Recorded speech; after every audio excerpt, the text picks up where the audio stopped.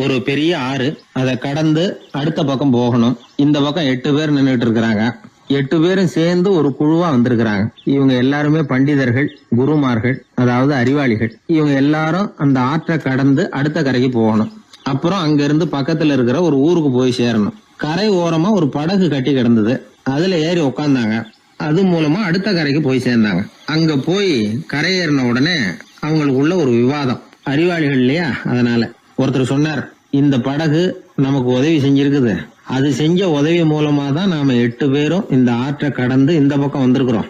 இது செஞ்சிருக்கிற உதவிக்கு நாம நன்றி செலுத்தணும், பதில் மரியாதை செய்யணும். அதை எப்படி செய்யறது அப்படின்னார். இன்னொருத்தர் அதுக்கு ஒரு யோசனை சொன்னார்.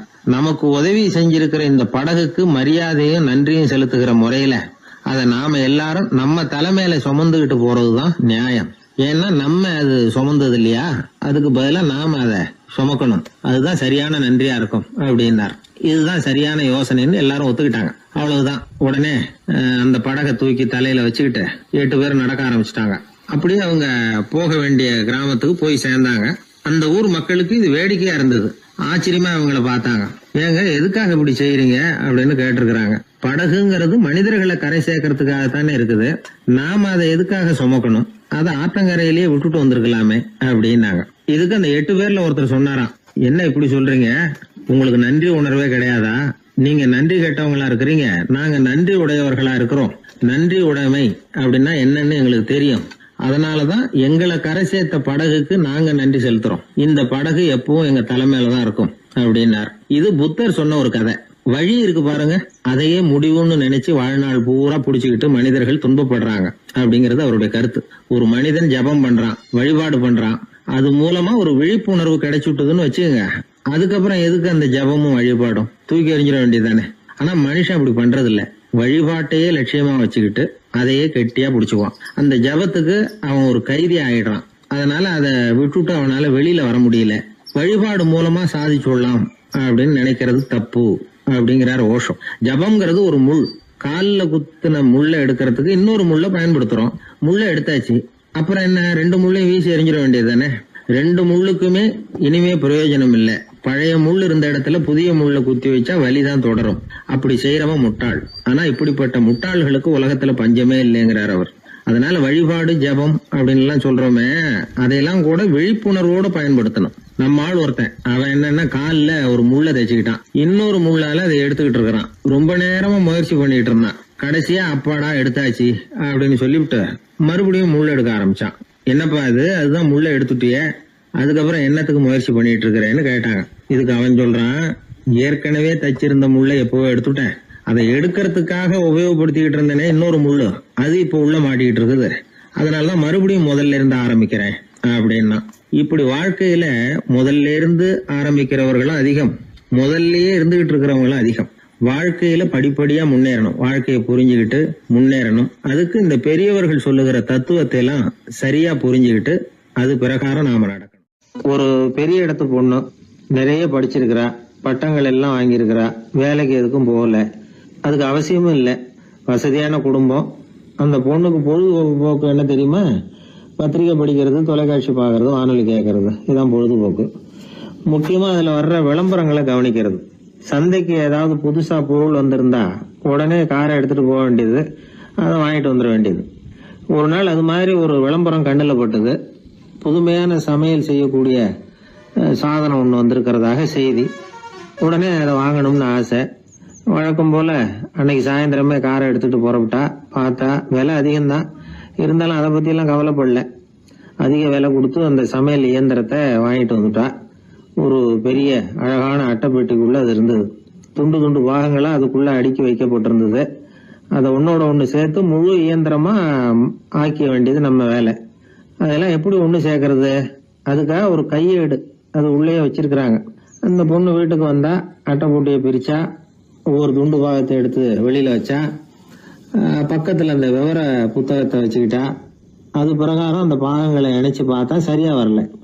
மறுபடியும் எல்லாத்தையும் பிரிச்சு பரப்பி வச்சுட்டு ஆரம்பத்துல இருந்து வர்றா. அப்பவும் சரியா வரல. சரி, நேரம் அந்த கடைக்கு போய் அங்கிருந்தே ஒரு ஆளை அழைச்சிட்டு வந்துருவோம் அப்படின்னு சொல்லி காரை எடுத்துட்டு அவ புறப்பட்டா. கடையில இருந்து ஒரு ஆளை கையோட அழைச்சிட்டு வந்தா. 2 பேரும் வந்து சேர்ந்தாங்க. அங்க அவங்களுக்காக ஒரு ஆச்சரியம் காத்துக்கிட்டு இருக்கு வீட்டுல. என்ன ஆச்சுன்னா, அந்த சமையல் இயந்திரம் அழகா கோக்க போட்டு அங்க இருக்குது. அது மட்டும் இல்ல, அதுல சமையல் வேலையும் நடந்துகிட்டு இருக்குது. யார் அதை பண்ணது?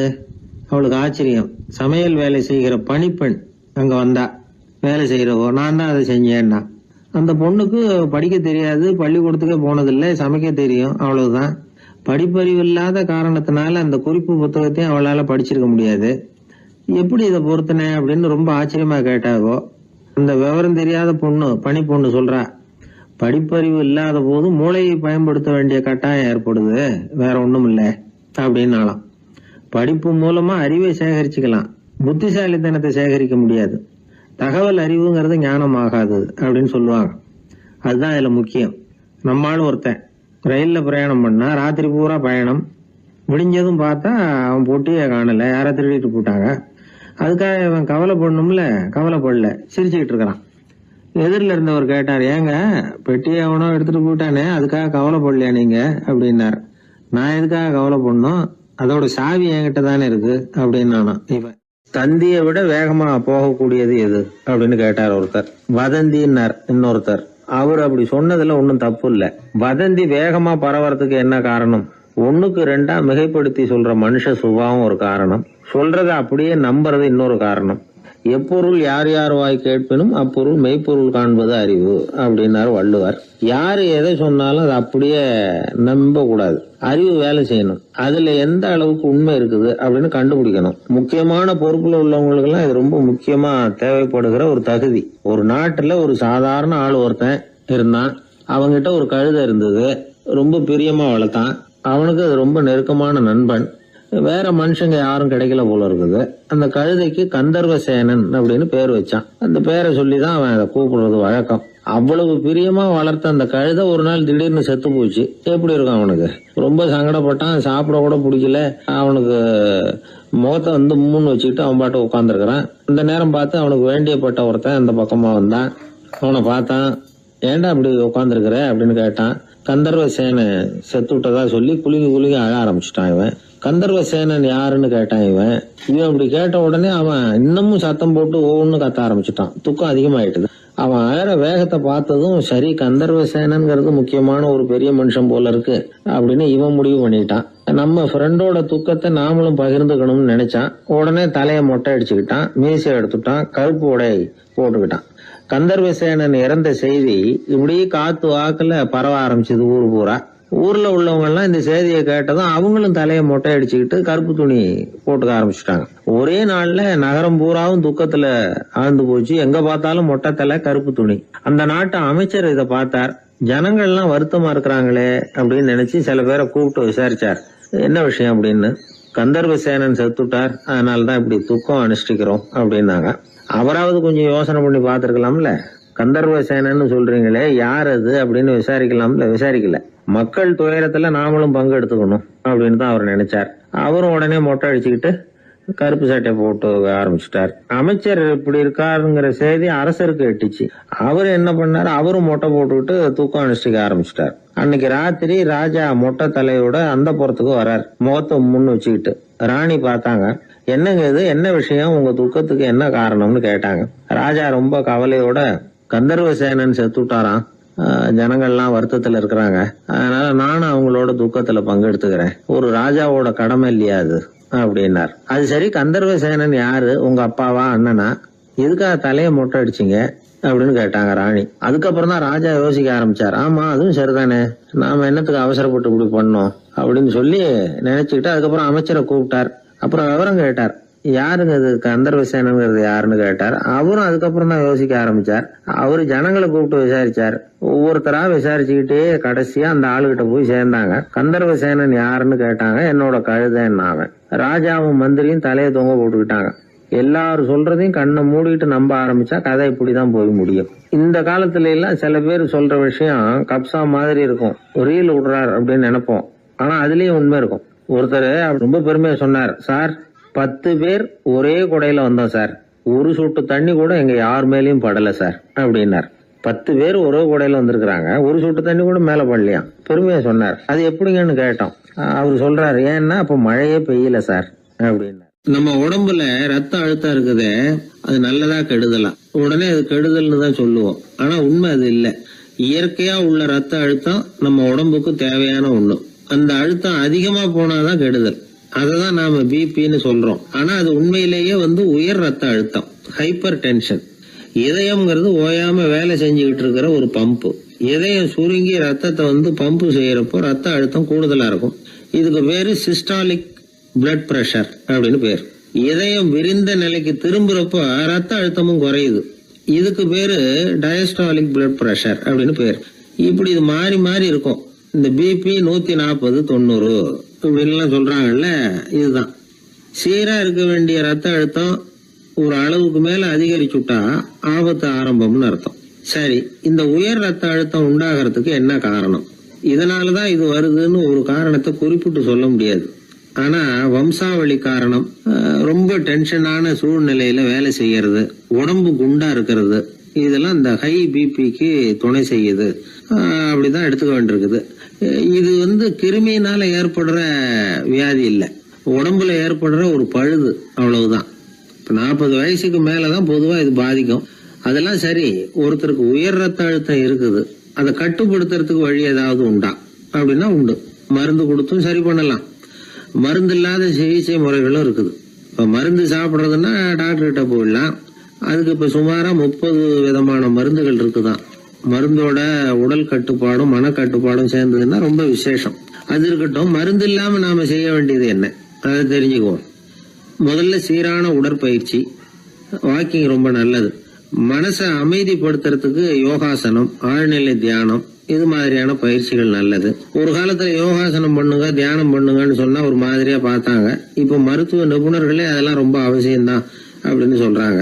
இன்னொரு அதிசய சிகிச்சை முறை இப்போ வழக்கத்துக்கு வந்திருக்குது, பயோ ஃபீட்பேக் அப்படின்னு பேரு. மூளையின் அழுத்த அலைகளை பதிவு பண்ணி அதை மறுபடியும் உடம்புக்குள்ள செலுத்தி இந்த ரத்த அழுத்தத்தை சீராக்கி போடுறாங்க. சில பேருக்கு இந்த ஹை பிபி பார்டர் லைன்ல இருக்கும். அவங்களுக்கெல்லாம் மருந்துகள் அவசியம் இல்லை. வாழ்க்கை முறையில சில மாற்றங்களை பண்ணிக்கிட்டாவே போதும். பிஹேவியரல் மாடிஃபிகேஷன்ஸ் சொல்றாங்க. அது எப்படின்னா, பரபரப்பான வாழ்க்கை முறையை தவிர்க்கணும். புகைப்பிடிக்கிற பழக்கம், மது அருந்தும் பழக்கம், இதெல்லாம் இருந்தா விட்டுடணும். சாப்பாட்டுல உப்பை குறைக்கணும். கொழுப்பு சத்து ஆகாரங்களை குறைச்சிக்கணும். முடிஞ்சா விட்டுடலாம். குடும்பத்துல ஏற்கனவே யாருக்காவது ஹை பிபி இருந்தா சந்ததிகள் ஜாகிரதையா இருக்கணும். நடுத்தர வயசு அடைஞ்சவங்க அப்பப்ப அந்த பிபி செக் பண்ணிக்கிறது நல்லது. டாக்டர் சொல்றத நம்மள பல பேர் சரியாவே கேட்கறது இல்லை. அதனாலதான் இடைஞ்சல். ஒரு ஆளு பிபின்னு சொல்லி டாக்டர் கிட்ட போனான். உடம்பு குண்டா இருக்கு, அதை குறைக்கணும், முதல்ல தினமும் உடற்பயிற்சி பண்ணு அப்படின்னாரு. சரின்னு சொல்லிவிட்டு வந்தான், செஞ்சான். கொஞ்ச நாள் கழிச்சு மறுபடியும் டாக்டர் கிட்ட போனான். என்னப்பா எக்ஸசைஸ் பண்ணியா அப்படின்னு கேட்டார். தினமும் பண்ணேன் டாக்டர்னா. என்ன பண்ணேன்னு கேட்டார். முன்னெல்லாம் சிகரெட்டை கடையில வாங்குவேன், இப்ப நான் அப்படி வாங்குறத விட்டுட்டேன். தினமும் நானே என் கையாலேயே உருட்டி தயார் பண்றேன் டாக்டர். இது ஒரு எக்ஸசைஸ் தானே அப்படின்னா. ஒரு தடவை கலைவாணர் NS கிருஷ்ணன் பேராசிரியர் கல்கியை சந்திச்சு பேசிக்கிட்டு இருந்தாராம். கலைவாணர் கல்கியை பார்த்து, எனக்கு கதை எழுத ஆசையா இருக்கு, எப்படி எழுதுறதுன்னு கேட்டாராம். கதை எழுதுறதுக்கு 4 மை வேணும்னாராம் கல்கி. அப்படியா, அப்படின்னா என்னென்ன கலர் மை அப்படின்னு கேட்டிருக்காரு கலைவாணர் சிரிச்சுக்கிட்டே. நான் சொன்னது கலர் மை இல்ல, அது வேற மை. அதாவது கதை எழுதுறதுக்கு தேவைப்படுகிற 4 மை எதுன்னா, 1 திறமை, 2 பேணாமை, 3வது தனிமை, 4வது பொறுமை அப்படின்னாராம். உடனே கலைவாணர், உங்க யோசனை அருமை அப்படின்னாராம். அதுதான் கலைவாணர். பொதுவா எழுத்தாளர்கள் எழுதுற மாதிரி நடந்துக்கிறது இல்ல. ஆனா கலைவாணர் என்ன சொல்லுவாரோ அதே மாதிரி நடந்துக்குவார். எல்லாருக்கும் எல்லாம் கிடைக்கணுங்கிற கருத்தை சினிமா படங்கள்ல வலியுறுத்துவார். அதே மாதிரி நடைமுறை வாழ்க்கையிலேயும் எல்லாருக்கும் எல்லாமும் கொடுப்பார். பணம், பதவி, புகழ் இப்படி எதுவுமே இல்லாத ஒரு சாதாரண மனுஷனா இருந்தா கூட இவர் மனுஷனுக்கு கொடுக்கற மரியாதையில கொஞ்சமும் குறைச்சல் இருக்காது. இந்த குணம் சாதாரணமா எல்லாருக்கும் இருக்கிறது இல்ல. அவரு சினிமா தியேட்டருக்கு போய் சினிமா பாக்குறது வழக்கம். அவரு வந்திருக்கிறாருங்கிறது தெரிஞ்சா போதும், வெளியில பிச்சைக்காரங்க கூடிடுவாங்க. இது அவருக்கு தெரியும். வெளியில நம்மளை நம்பி ஒரு கூட்டம் காத்துக்கிட்டு இருக்குமேன்னு நினைப்பார். உடனே ஒரு 100 ரூபா நோட்டை கொடுத்து சில்லறையா மாத்திட்டு வர சொல்லுவார். படம் முடிஞ்சு வெளியில வர்றப்போ சில்லறையோட வருவார். எல்லாருக்கிட்டையும் கொடுத்துருவார். ஏன்னா எல்லாரும் தேடிட்டு வருவாங்க அவரை. என்ன எல்லாரும் சௌக்கியமா இருக்கிறீங்களா அப்படின்னு பிரியமா விசாரிப்பார். ஏதோ ரொம்ப நெருங்கின சொந்தக்காரங்களை விசாரிக்கிறது மாதிரி விசாரிப்பாரு. தன்கிட்ட இருக்கிற சில்லறையை எல்லாருக்கும் சமமா பிரிச்சு கொடுத்துட்டு தான் அங்கிருந்து புறப்படுவார். ஒரு நாள் அது மாதிரி புறப்படுற சமயத்துல ஒரு சின்ன பையனுக்கு சில்லறை எதுவும் கிடைக்கல கொடுக்கறதுக்கு. இது கலைவாணருக்கு தெரியாது. கார்ல ஏறி புறப்பட்டு போயிட்டார். அந்த பையன் காரை புடிச்சுக்கிட்டு பின்னாடியே ஓடியாந்துருக்கிறான். ஐயா, நீங்களே இல்லைன்னு சொன்னா நான் என்ன பண்றது? இன்னைக்கு பட்னி தான், அம்மாவுக்கு வேற உடம்பு சரியில்லை அப்படின்னு கத்திக்கிட்டே ஓடியாந்தானா. கலைவாணர் கவனிச்சுட்டார். உடனே காரை நிறுத்த சொன்னார். இறங்கினார். அந்த சின்ன பையனை கட்டி பிடிச்சிக்கிட்டு என்ன மன்னிச்சுக்கப்பா, நான் கவனிக்காம வந்துட்டேன் அப்படின்னு சொல்லி அழ ஆரம்பிச்சுட்டாராம். இன்னொரு தடவை இதே மாதிரி ஒரு தியேட்டர்ல இருந்து வெளியில வந்திருக்கிறார். ஒரு ஆள் அவர்கிட்ட வந்து நின்றுருக்கார். அவர் கொடுக்கறதுக்கு இவர்கிட்ட பணம் இல்ல. பணம் இல்லையாப்பா அப்படின்னாராம். உங்ககிட்டயே இல்லையா அப்படின்னாராம் அவரு. கலைவாணருக்கு மனசு ரொம்ப சங்கடமா போச்சு. உடனே புறப்பட்டு வீட்டுக்கு போனார். அங்க இங்க தேடி பார்த்து அங்க இருந்த கொஞ்சம் நெஞ்ச சில்லறையை எடுத்தார். காரு டிரைவரை கூப்பிட்டார். தியேட்டர் வாசல்ல நின்றுகிட்டு இருந்த ஆசாமியோட அங்க அடையாளங்களை சொன்னார். காரை எடுத்துட்டு போய் அந்த ஆளை கண்டுபிடிச்சு இந்த காசை கொடுத்துட்டு வா அப்படின்னு அனுப்பி வச்சாராம். பிச்சை போடுறதுக்காக காரை அனுப்புனதாக வேற யாரை பத்தியாவது நீங்க கேள்விப்பட்டிருக்கிறீங்களா? அவர் ஒரு வித்தியாசமான மனிதர், வித்தியாசமான கலைஞர். கலைவாணரோட சகோதரர் கல்யாணம் நடந்தது. அதுல தியாகராஜ பாகவதர் கச்சேரி முடிஞ்ச உடனே அதுல சம்பந்தப்பட்ட கலைஞர்களுக்கெல்லாம் கலைவாணர் பரிசுகள் கொடுக்கிறார். அந்த கச்சேரியில கடம் வாசிச்சவருக்கு மட்டும் மத்த எல்லாருக்கும் கொடுத்ததை விட பெருசா ஒரு வெள்ளி கோப்பையை பரிசா கொடுத்தாராம். மத்தவங்களுக்கு எல்லாம் சின்னதா கொடுத்துட்டு கட வித்துவானுக்கு மட்டும் பெருசா பரிசு கொடுக்குறீங்களே ஏன்னு கேட்டிருக்கிறாங்க. அதுக்கு கலைவாணர் விளக்கம் கொடுத்தாராம். இப்பெல்லாம் ரயில்ல கூட்டம் அதிகங்கிறது உங்களுக்கு எல்லாருக்கும் தெரியும். இந்த வித்துவான் இவ்வளவு பெரிய மண்பானைய ரயில்ல ரொம்ப பத்திரமா உடையாம ரொம்ப தூரத்துல இருந்து கொண்டு வந்திருக்கிறாரே, அது என்ன சாமான்யமான காரியமா? அவரோட அந்த சாமர்த்தியத்தை பாராட்டுறதுக்காக தான் அவருக்கு இவ்வளவு பெரிய பரிசு அப்படின்னா. ஒரு மனிதன் கோபப்படும் பொழுது அவனை நல்லா கவனிச்சு பாருங்க. ஏதாவது ஒரு மிருகத்தின் சாயல் அவன் முகத்துல தெரியும். முகம் அழகா இருக்கிறது எப்போ? அவன் புன்னகையோட இருக்கிறப்பதான். கோபமா இருக்கிறப்ப முகம் அழகா இருக்காது. சார் கோபத்துல இருக்கார், இந்த கோபம் குறையறதுக்குள்ள ஒரு போட்டோ எடுத்துருங்க, அழகா இருக்கும் அப்படின்னு யாரும் சொல்றது இல்ல. போட்டோ எடுக்கிறவர் கூட எடுக்கிறதுக்கு முன்னாடி முகத்தை கொஞ்சம் சிரிச்ச மாதிரி வச்சுங்க சார் அப்படின்னு தான் சொல்லுவார். முகத்தை கொஞ்சம் கடுகடுப்பா வச்சுங்க சார், அப்பதான் நல்லா அமையும் அப்படின்னு நான் சொல்லுவாரு. ஒரு உண்மை என்ன தெரியுமா? கோபம் மனசையும் கெடுக்கும், உடம்பையும் கெடுக்கும். கோபப்படுகிறவர்களின் ஆயுள் காலம் குறைகிறது அப்படிங்கிறது விஞ்ஞான உண்மை. சிரிக்கிறவங்க ஆயுள் காலம் அதிகரிக்கிறது அப்படிங்கறதும் விஞ்ஞான உண்மை. கோபப்படுறவங்களை யாரும் விரும்புறதில்ல. கோபப்படுற அப்பா அம்மா கிட்ட பிள்ளைங்க நெருங்காது. கோபப்படுற அதிகாரிகள் கிட்ட ஊழியர்கள் நெருங்க மாட்டாங்க. கோபப்படுற வாத்தியார்கிட்ட பிள்ளைங்க நெருங்குறது இல்ல. அவன் எப்ப பார்த்தாலும் வள்ளுன்னு விழுவான். அதனால எப்பவும் அவன் பக்கத்திலேயே இருக்கணும்னு ஆசைப்படுறேன் அப்படின்னு ஒருத்தன் சொன்னா அவனை இவன் வேடிக்கை பார்க்க ஆரம்பிச்சுட்டான் அப்படின்னு அர்த்தம். சரி, இந்த கோபம் எதனால வருது? இயலாமையினாலதான் வருதான். இப்ப நீங்க நினைக்கிறத நிறைவேற்றக்கூடிய சாமர்த்தியம் உங்ககிட்ட இல்லைங்கிறப்போ அது கோபமா வெளிப்படுது, அவ்வளவுதான். திறமை உள்ளவன் கோபப்பட வேண்டிய அவசியமே இல்லை. ஒரு உண்மையான கவிஞன் கிட்ட போய் ஒரு கவிதை எழுதி கொடுங்க அப்படின்னு சொன்னா அவன் உடனே எரிச்சல் அடையக்கூடாது. எரிச்சல் வந்தா அது அவனுடைய இயலாமையை காட்டுது. சிற்பி சிலை செதுக்கிறதுக்கு கோபப்படக்கூடாது. ஒரு அதிகாரி சொன்னார், நீங்க சொல்றதெல்லாம் சரிதான் சார், இருந்தாலும் கோவப்படலைன்னா வேலை நடக்காது சார், அதனாலதான் தினமும் ஆபீஸ்ல கத்திட்டு கிடக்குறேன் அப்படின்னார். ஆனா உண்மை என்ன தெரியுமா? கத்துறதுனால கத்துறதுதான் நடக்குமே தவிர காரியம் நடக்காது. வேலை நடக்கிறது மாதிரி ஒரு பாவனை நடக்கும், அவ்வளவுதான். தவறு செய்கிறவர்களுக்கு தண்டனை கத்துறது மட்டும் இல்ல, திட்டு வாங்குற யாரும் தான் செஞ்சது தவறுதான் அப்படின்னு ஒத்துக்கிறது இல்ல. அதை அவங்க உணர்றதும் இல்லை. அப்படி இருக்கிறப்போ திட்டுறதுனால என்ன பிரயோஜனம்? திட்டுறதன் நோக்கம் என்ன? திட்டு வாங்குறவங்க திருந்தணுங்கிறது தானே. நோக்கம் நிறைவேறாதுன்னா எதுக்காக கத்தணும்? திட்டுறது மூலமாவே ஒருத்தனை திருத்த முடியும்னா திருடுறவனை எல்லாம் கூப்பிட்டு கொஞ்ச நேரம் திட்டி போயிட்டு வாப்பா, இனிமே நீ திருந்திவிட்ட அப்படின்னு சொல்லி வச்சுள்ளாமே. இதுல நாம முக்கியமா புரிஞ்சுக்க வேண்டியது என்னன்னா, கோபம்ங்கிறது நாம அடுத்தவங்களுக்கு கொடுக்கிற தண்டனை இல்ல, அது நமக்கு நாமே கொடுத்துக்கிற ஒரு தண்டனை. அடுத்தவங்களை திருத்துறதாக நினைச்சுக்கிட்டு நம்ம நாமே கெடுத்துக்கிற ஒரு முயற்சி. நம்ம மனசு கெட்டு போகுது, நம்ம உடம்பு கெட்டு போகுது, அதுதான் கண்ட பலன். நம்ம ஆள் ஒருத்தன் சொன்னான், நான் கோபம் வந்துட்டுதுன்னா அதை மனிதர்கள் மேல காட்ட மாட்டேன் சார், அவங்கள திருத்த முடியாதுன்னு எனக்கு தெரியும் அப்படின்னா. வேற என்ன பண்ணுவேன் அப்படின்னு கேட்டேன்.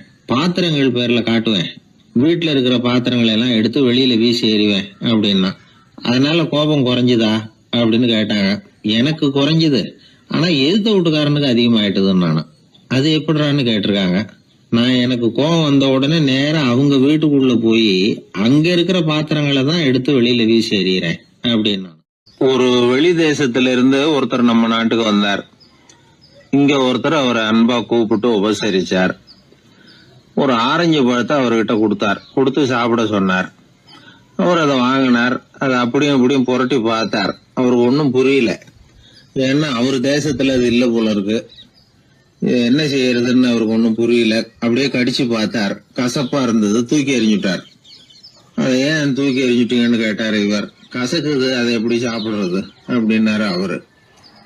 அது அப்படி சாப்பிடக்கூடாது, மேல உள்ள தோலை எடுத்து எரிஞ்சுடணும், இனிப்பான பகுதி உள்ள இருக்குது அப்படின்னு விவரம் சொன்னார் இவர். இப்படி சொன்னவர் ஒரு யோகி. வாழ்வின் வெளிப்பக்கத்திலேயே இருந்துகிட்டு இருந்தா கசப்பான பிரச்சனைகளையே சந்திக்க வேண்டியிருக்கும். உள்பக்கத்துக்கு போகணும், அப்பதான் அங்க இருக்கிற இனிப்பை உணர முடியும் அப்படிங்கிறார் அந்த யோகி. நாமெல்லாம் 2 வகையான வாழ்க்கை வாழறோமா. மேலோட்டமான வெளிப்படையா உள்ள வாழ்வுங்கிறது ஒண்ணு, உள்ளார்ந்த வாழ்வுங்கிறது ஒண்ணு. வாழ்வின் வெளிப்புறம் பிரச்சனைகளும் சவால்களும் நிறைஞ்சது, உள்புறம் அமைதியா இருக்கிறது. இந்த உள்பக்கத்துலதான் மகிழ்ச்சியான வாழ்வுக்கு தேவையான புதையல் இருக்குதான். யாரு கண்டா அந்த புதையல? ஆழ்நிலை தியானம் எல்லாம் பண்றாங்கல்ல, அது எதுக்காக? அந்த புதையலை கண்டுபிடிக்கிறதுக்கு தான். நாம் அந்த உள்பக்கத்துக்கு போய் அங்க உள்ள ஊக்க சக்தியையும் புத்திசாலித்தனத்தையும் பொறுக்கி எடுத்துக்கிட்டு அன்றாட வாழ்க்கையில அதையெல்லாம் உபயோகப்படுத்தணும். மனசு ஒரு குரங்கு மாதிரி அலையுதுங்கிறோம், அதை கட்டுப்படுத்த முடியலங்கிறோம். மனசு அலையிறது உண்மைதான். தேனி எதுக்காக அலையுது? தேனுக்காக அலையுது.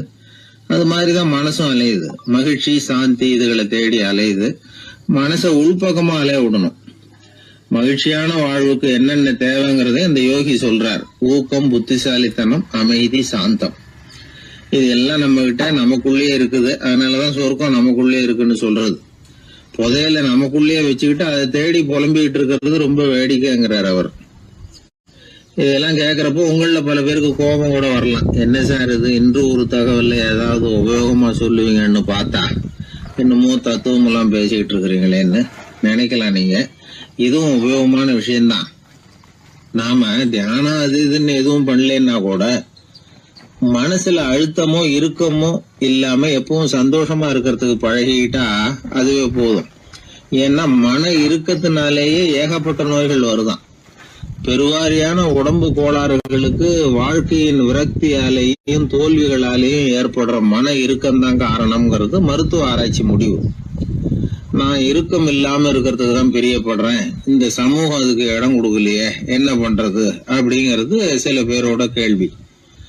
இந்த சமூகத்தை சரி செய்ய வேண்டியது நாம தான், நம்மளை சரி பண்ணிக்க வேண்டியது நாம தான். நான் சரியா இருக்கிறேன், சமூகம் சரியில்லைன்னு அதை ஒதுக்கி பிரயோஜனம் இல்லை. ஒரு குடும்பஸ்தர், அவர் மனசுல எப்பவும் டென்ஷன்.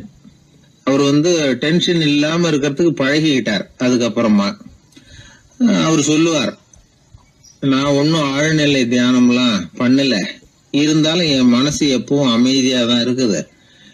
இவ்வளவுக்கும் எங்க வீட்டுல தினமும் என் சம்சாரத்துக்கும் எங்க அம்மாவுக்கும் சண்டை நடந்துகிட்டே தான் இருக்கும் அப்படிம்பார். அது சரிங்க, உங்க அம்மா ஒரு பக்கம், உங்க மனைவி ஒரு பக்கம், அவங்க 2 பேரும் சண்டை போடுறப்போ நீங்க எந்த பக்கம் இருப்பீங்க அப்படின்னு கேட்டார் ஒருத்தர். அந்த சமயம் நான் வீட்டுக்கு வெளிப்பக்கம் இருப்பேன் அப்படின்னார் அவர். அங்க ஒரு முனிவர் இருந்தார். சுவாமி, என்ன ஆசீர்வாதம் பண்ணுங்க, எனக்கு ஏதாவது புத்தி சொல்லுங்க அப்படின்னா அவர் ஆசீர்வாதம் பண்ணார். அதுக்கப்புறம் சொன்னார், மகனே, நீ எந்த காரியத்தை செஞ்சாலும் செய்யறதுக்கு முன்னாடி ஒரு தடவை அதனால ஏற்படக்கூடிய விளைவுகளை நல்லா யோசிக்கணும். உன் மனசுக்கு அது சரின்னு தெரிஞ்சா மட்டும் அதை செய்யணும் அப்படின்னார். அரசன் அவர் சொன்னதை அப்படியே மனசுல வாங்கிக்கிட்டான். அவர் காலடியில விழுந்து வணங்கினான். 100 பொற்காசுகளை அவர் காலடியில வச்சுட்டு திரும்பணும். அமைச்சர் இதை கவனிச்சார். என்ன இது, நம்ம அரசர் இவ்வளவு ஏமாளியா இருக்கிறாரு, இந்த ஒரு சாதாரண யோசனை சொன்னதுக்கு 100 பொற்காசுகள் கொடுத்துட்டாரு.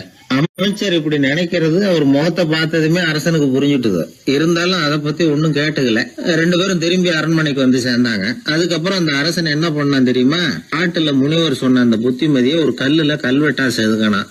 தன்னுடைய அறையில எல்லாரும் கண்ணிலையும் படும்படியாக அப்படி ஒரு இடத்துல பதிச்சு எல்லாரும் பாக்குறது மாதிரி பண்ணிவிட்டான். இப்போ அந்த அமைச்சருக்கு ஆச்சரியம், என்ன இது, நம்ம மன்னருடைய அறியாமையை புரிஞ்சுக்கவே முடியலையே, இத போய் கல்லுல செதுக்கி வைக்கணுமா, பேர்பட்ட அறிவுரையாது அப்படின்னு நினைச்சார். கொஞ்ச நாள் ஆச்சு. ஒரு நாள் அந்த மன்னருக்கு கடுமையான வயிற்று வலி. உடனே அரண்மனை வைத்தியரை கூப்பிட்டார். அவர் வந்து சேர்ந்தார். மன்னரை சோதிச்சு பார்த்தார். கொஞ்ச நேரம் இப்படியே படுத்துருங்க, நான் எங்க வீட்டுக்கு போய் இதுக்கு பொருத்தமா ஒரு மருந்து தயார் பண்ணிட்டு வரேன் அப்படின்னு சொல்லிட்டு ஓடினார். மருந்தோட திரும்பி அவர் வந்த சமயத்துல மன்னர் ஒரு கட்டில்ல கண்மூடி படுத்திருக்கிறார். பக்கத்துல யாரும் இல்ல.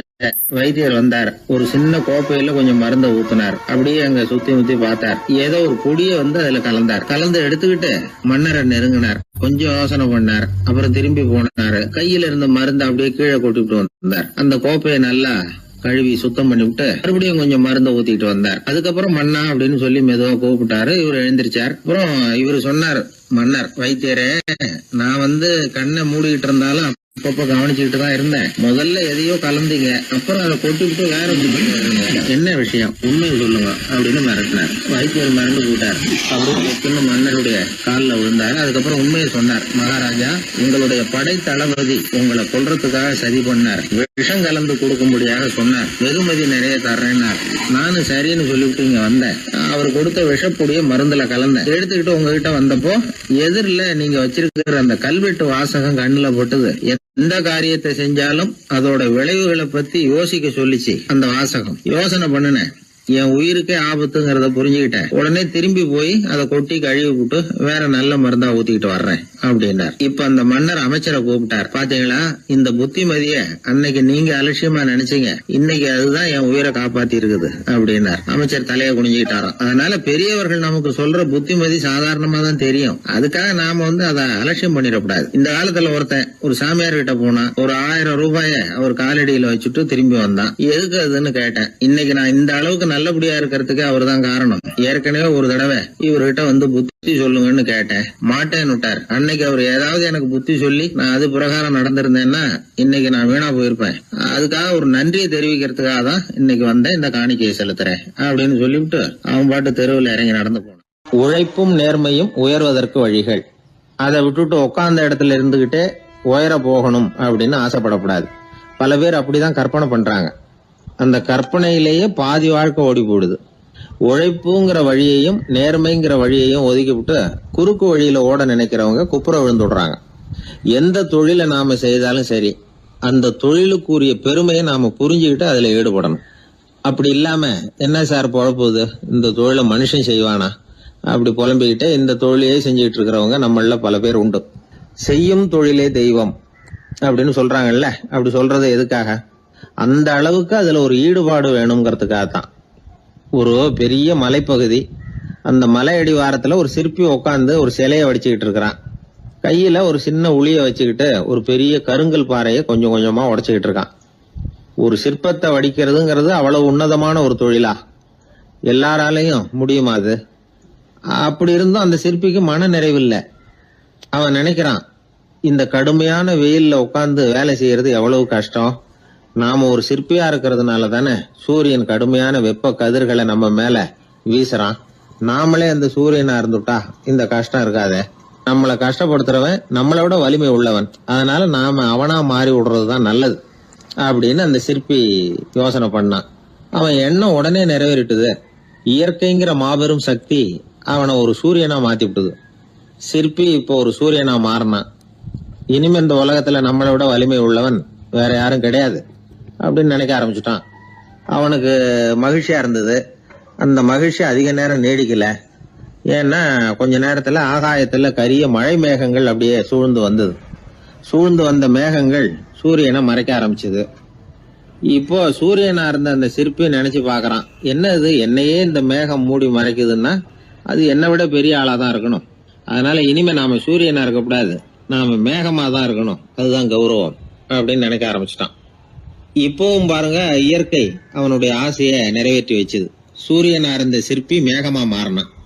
வான வீதியில அப்படி உல்லாசமா வர ஆரம்பிச்சான். அந்த உல்லாசமும் அதிக நேரம் நீடிக்கல. எதிரில் பார்த்தா பிரம்மாண்டமான மலைகள் வழியை அடைச்சிட்டு நிக்குது. வேகமா வந்த மேகம் மலையில மோதிக்கிட்டுது. அந்த மலையை தாண்டி அப்பால செல்ல முடியல. இப்போ அந்த மேகம் நினைக்குது, நாம எந்த தடையும் இல்லாம அந்தரத்துல மிதந்து வர்றோம். நம்மையே போக விடாம தடுக்குதுன்னா அந்த மலைக்கு எப்பேற்பட்ட வலிமை இருக்கணும். இனிமேல நாம மேகமா இருந்து பிரயோஜனம் இல்ல, இருந்தா மலையா இருக்கணும், அதுதான் பெருமை அப்படின்னு நினைக்க ஆரம்பிச்சான். இப்பவும் பாருங்க, இயற்கை அவனுடைய ஆசையை நிறைவேற்றி வச்சுது. மேகமா இருந்த சிற்பி மலையா மாறினான். பெரிய மலை பூமிக்கும் வானத்துக்குமா நின்றுகிட்டு இருக்கு. இனிமே நமக்கு எந்த கவலையும் இல்லை அப்படின்னு நினைச்சது அந்த மலை. இப்படி நினைச்சுக்கிட்டு இருந்த வேளையில அந்த மலையோட காலடியில அடிவாரத்துல ஏதோ சத்தம் கேட்டது. என்ன சத்தம் இது அப்படின்னு சொல்லி அந்த மலை மெதுவா குனிஞ்சு பார்த்துதான். பார்த்தா அங்க ஒரு மனுஷன் தன்னுடைய கையில உளிய வச்சுக்கிட்டு மலையை கொத்திக்கிட்டு இருக்கிறான். ஏதோ ஒரு சிற்பத்தை வடிக்கிறதுக்காக அவன் முயற்சி பண்ணிட்டு இருக்கிறான். இப்போ அந்த மலை நினைச்சுதான், மலையையே ஒருத்தன் உடைக்கிறான்னா அவன் எப்பேற்பட்ட வலிமை உள்ளவனா இருக்கணும். இனிமேலும் மலையா இருந்து பிரயோஜனம் இல்ல, மனுஷனா மாறணும், அதுதான் சரி அப்படின்னு நினைச்சுதான். அந்த வினாடியே அந்த மலை ஒரு மனுஷனா மாறிச்சு. அவன் கையில ஒரு உளி, பழையபடியே ஒரு கருங்கல் பாறையை கொத்த ஆரம்பிச்சான். அந்த ஆள் பழைய நிலைமைக்கு வந்துட்டான். இந்த கதையிலிருந்து நாம தெரிஞ்சுக்க வேண்டியது என்னன்னா, தன்னுடைய உண்மையான பலம் என்னங்கிறது தெரியாமலே தாவி தாவி தடுமாறிக்கிட்டு இருக்கிறான் மனுஷன் அப்படிங்கிறது தான். இனிமேலாவது அதை புரிஞ்சுக்கணும். நாம அதுவா மாறணும்னு நினைக்கிறது தப்பு, நாம இருக்கணும் அப்படின்னு நினைக்கிறது தான் உண்மை, அதுதான் சரி. அந்த சிற்பி என்னென்னோ கற்பனை பண்ணி கடைசியில மறுபடியும் சிற்பியாகவே வந்து சேர்ந்தான் பாருங்க. அதனால நம்முடைய உண்மையான பலம் என்ன அப்படிங்கறத தெரிஞ்சுக்கிட்டு நடந்துகிட்டோம்னா வாழ்க்கையில எப்பொழுதும் வெற்றி நிச்சயம். பண்றதுன்னு எனக்கு புரியல அப்படின்னு கவலைப்பட்டார் ஒரு அப்பா.